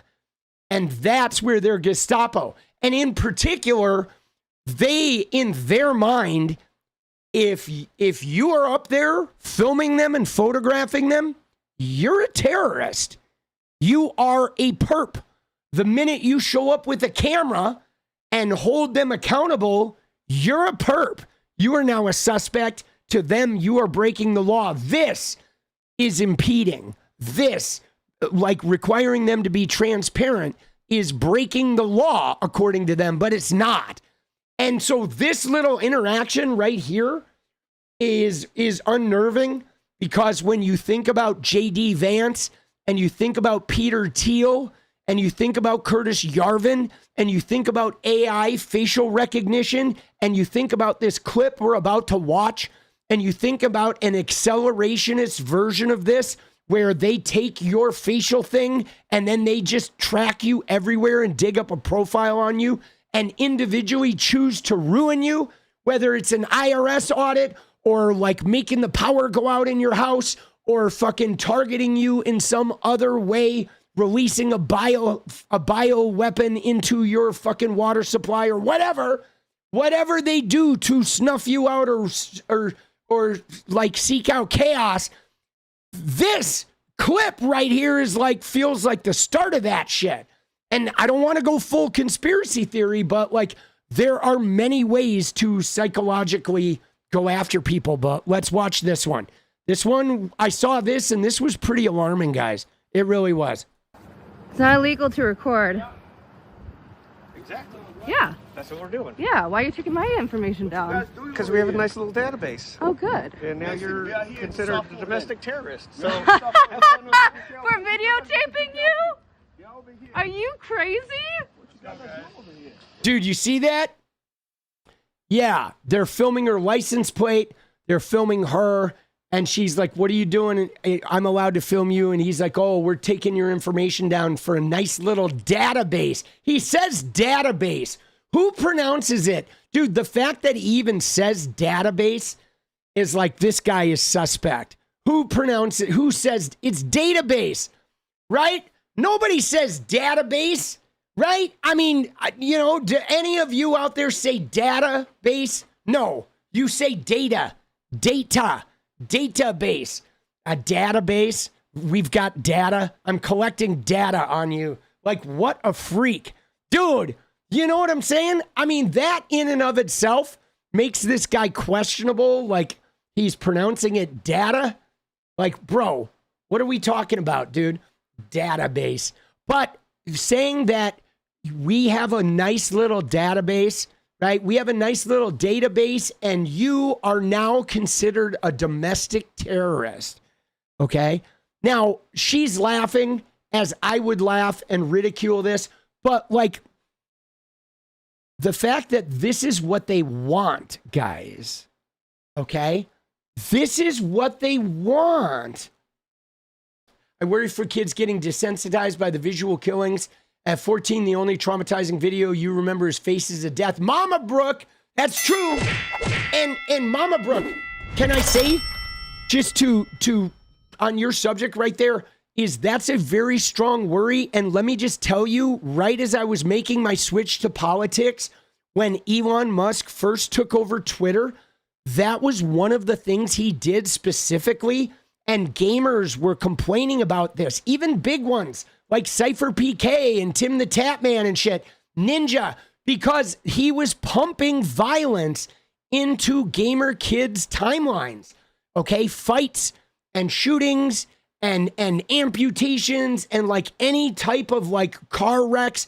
They were like, gamer kids were getting inundated if they were scrolling through their timelines with violent imagery, violent videos, okay?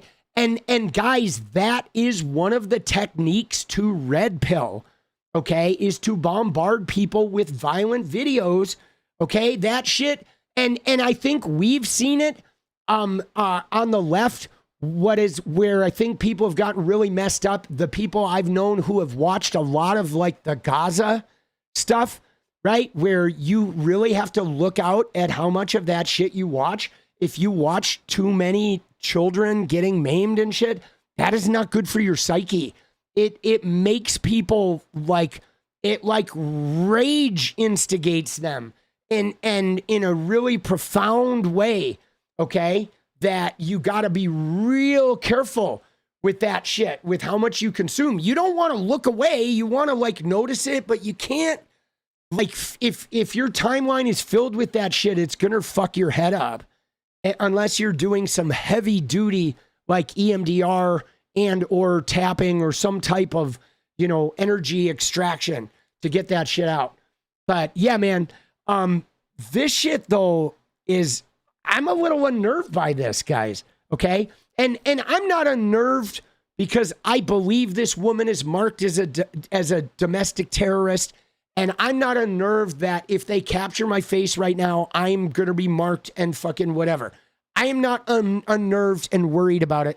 What I am unnerved about with this clip, guys, is I am unnerved that this is the future they want. Okay? That's what unnerves me, guys.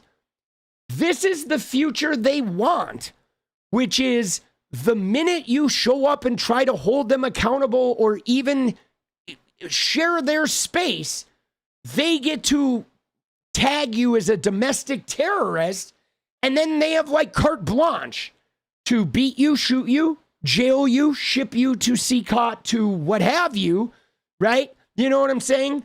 To like do that 1933 thing, okay? I am going to delete that comment because that comment's a little intense, but I think you could put it to treat us like, you know, they did in 1933 or in oppressive regimes, but you know what I'm saying? Like that shit, that's their mentality. And this is what Bovino was doing in that interview. You could see where they're getting that mentality. They're getting it from the leaders because Bovino, he doesn't care about the law. He doesn't care about the Constitution. He doesn't care about the evidence, guys. All he cares about is if you show up, you're a perp, okay? You are impeding by being there, and then they're going to fucking escalate that shit. You know what I mean? They're going to escalate that shit, guys. And that is fucking, that's like unnerving. All right, we're seeing it. We're seeing it now with 2 killings.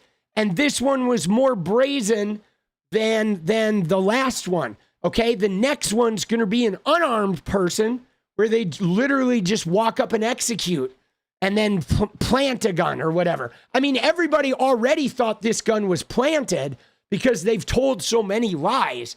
They're so blatantly like Bovino was lying while the video is playing right next to him. So nobody's believing these guys anymore. You know what I'm saying? Nobody's believing them. And now you're considered a domestic terrorist. Dude, I want to know who these MFers are, guys. I do. All right? This shit's not okay with me. You know what I'm saying? This shit is not okay with me. All right. Now it's dance party time, guys. It's time to go. All right. Let's go. You guys ready? You guys ready for some dance? I'm ready for some dance, bro. You guys own it.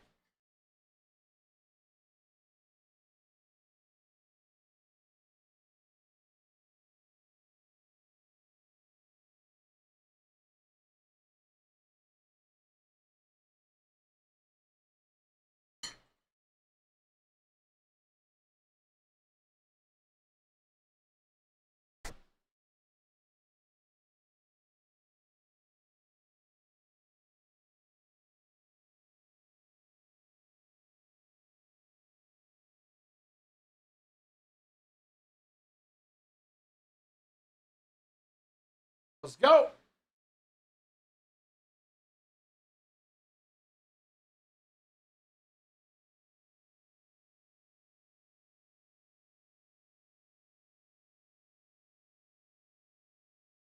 Hold on, I'm going back here trying to see more of this conversation.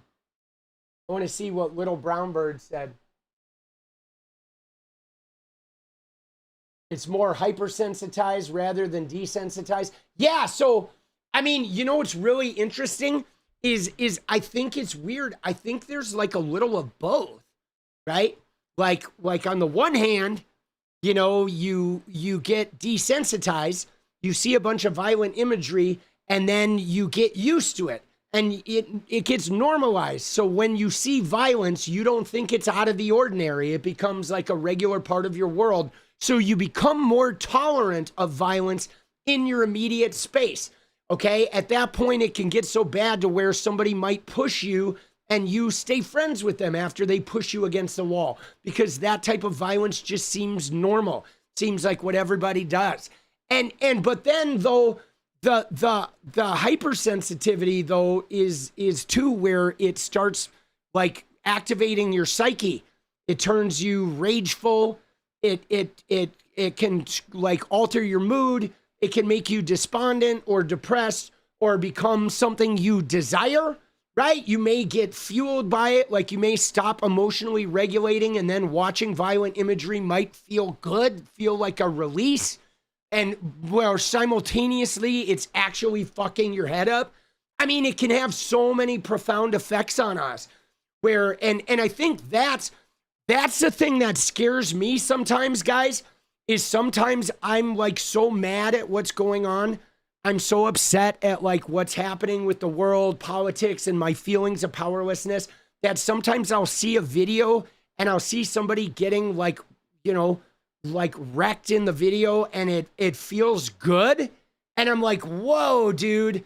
That's when I'm like, whoa, that is like, what are they doing to us?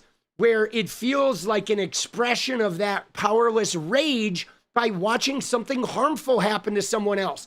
And that's, and we all can get there. It's like, and that type of sensitization is what allows people to watch their human beings get terrorized and do nothing about it. Can I just show you one clip real quick? I gotta show you one more, guys. Hold on.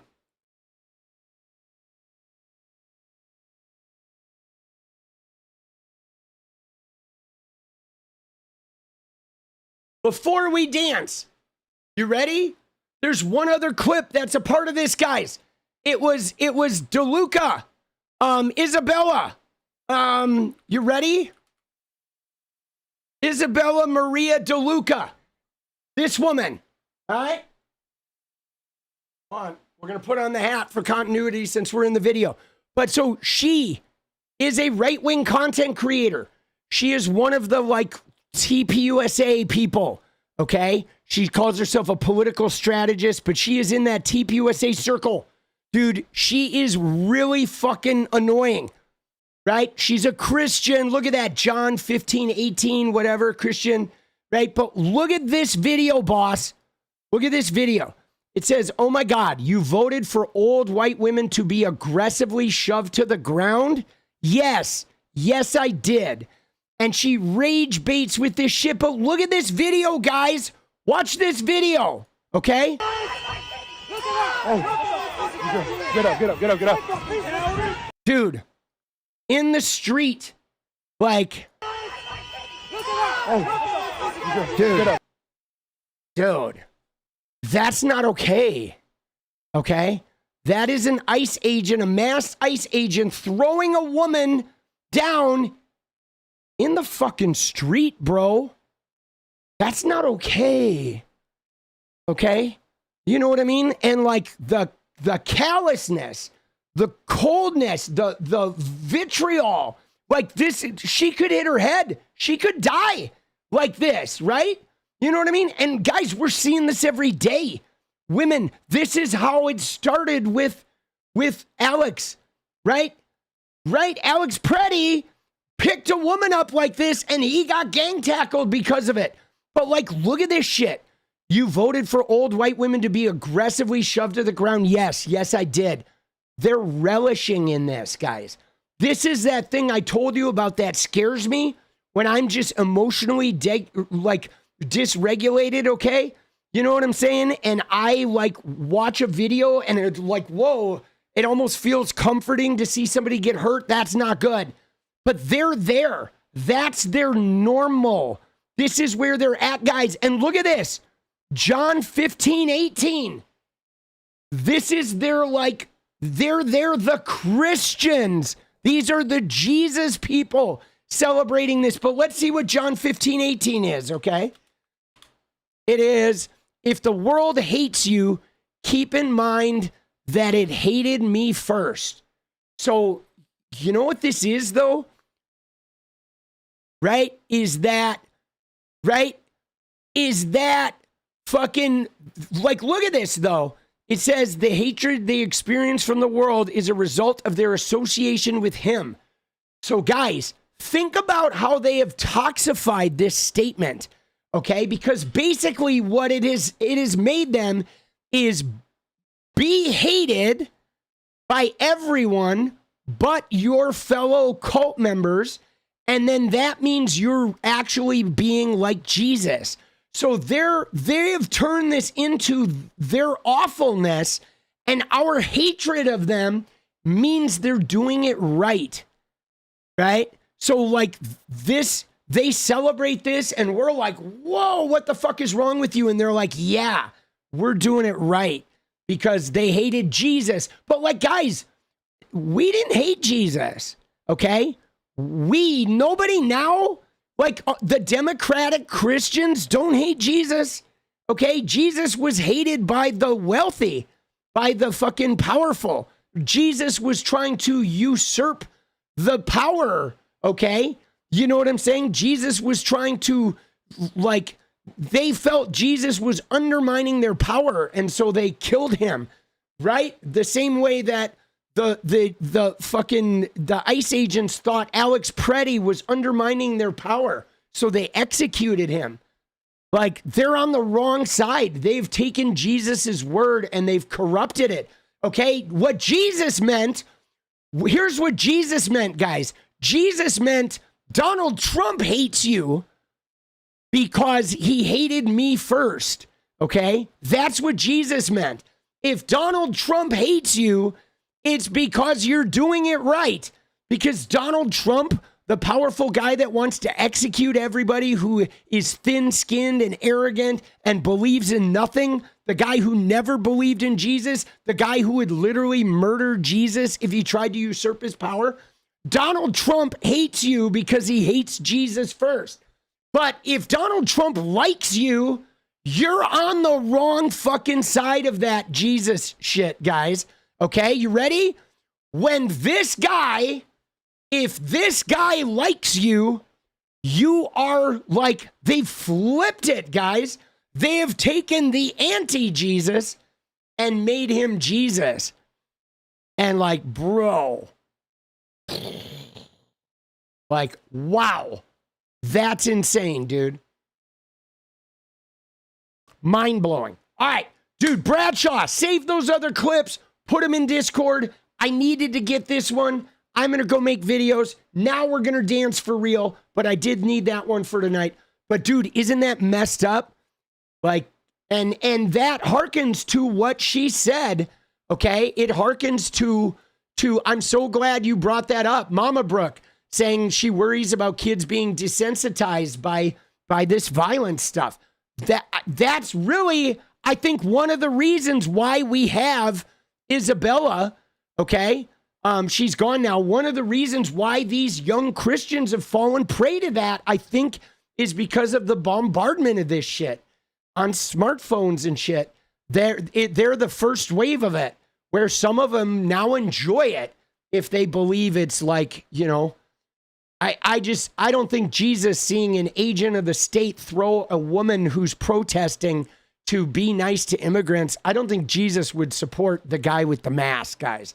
There's no way Jesus would support the masked state agents. Like, how do they think Jesus would support that shit? How did they get so fucked up, guys? Right? Like, who? I mean, I'm not even a Christian and I know better than that, bro. You know? Like, that is so warped, guys.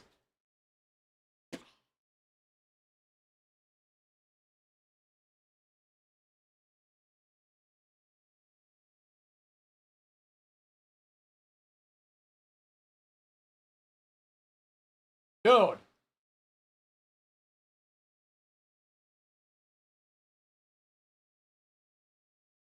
Dude, they are worshiping Pontius Pilate and pretending he's Jesus. Right? That's what they're doing. They are worshiping Pontius Pilate, but trying to tell us all that he's Jesus. And it's like, man, that's fucked up, bro. That is TPUSA.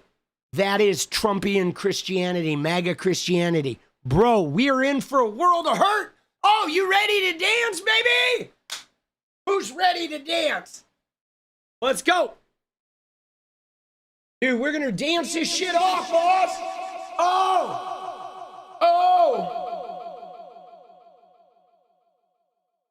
Let's go, baby. Time for a little deja vu. Let's get it. Get it. Get it.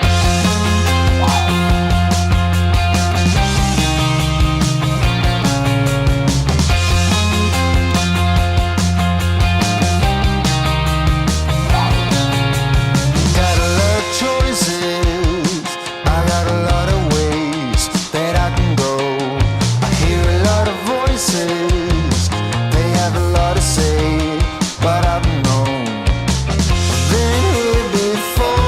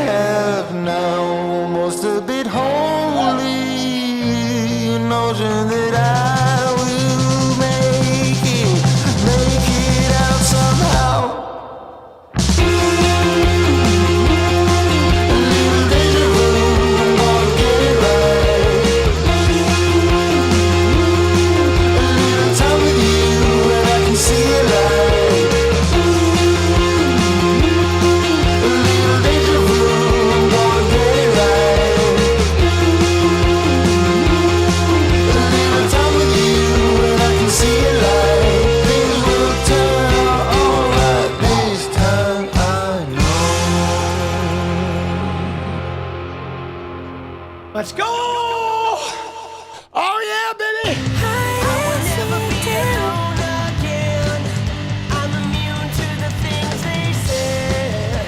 My heart's unbreaking. You're radiant, true. I know that you will understand. Because I finally found myself. My heart's unbreaking. You're radiant. You're radiant. All right, guys. Thank you all so much.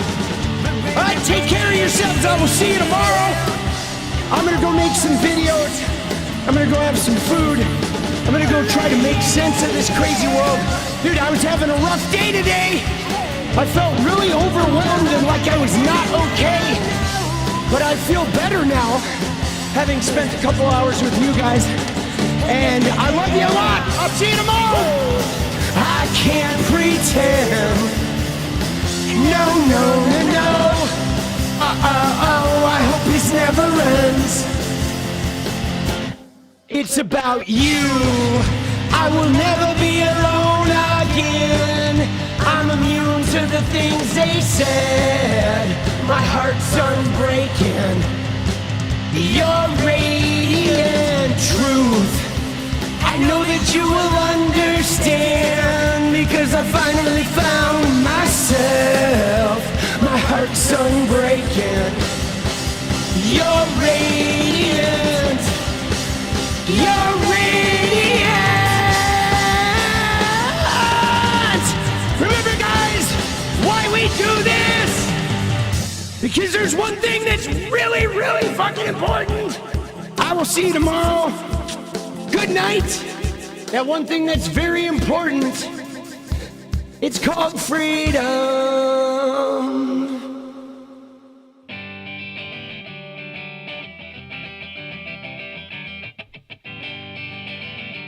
Freedom.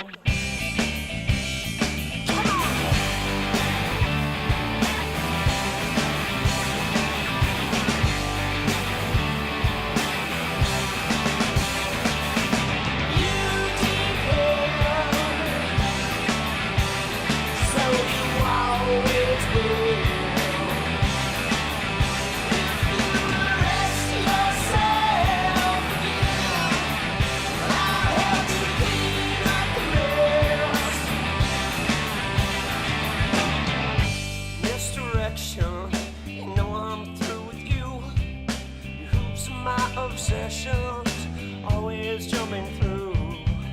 I'm so tangled, I'm so worthy. I'm just lost in my reflection. Pay attention. You never will.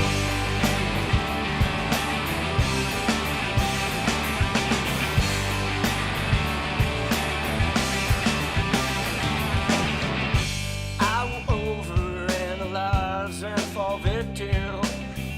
But when I'm lowest, time to get to know myself. I'm still tangled, I'm not worried, 'cause I am caught up in this perfection.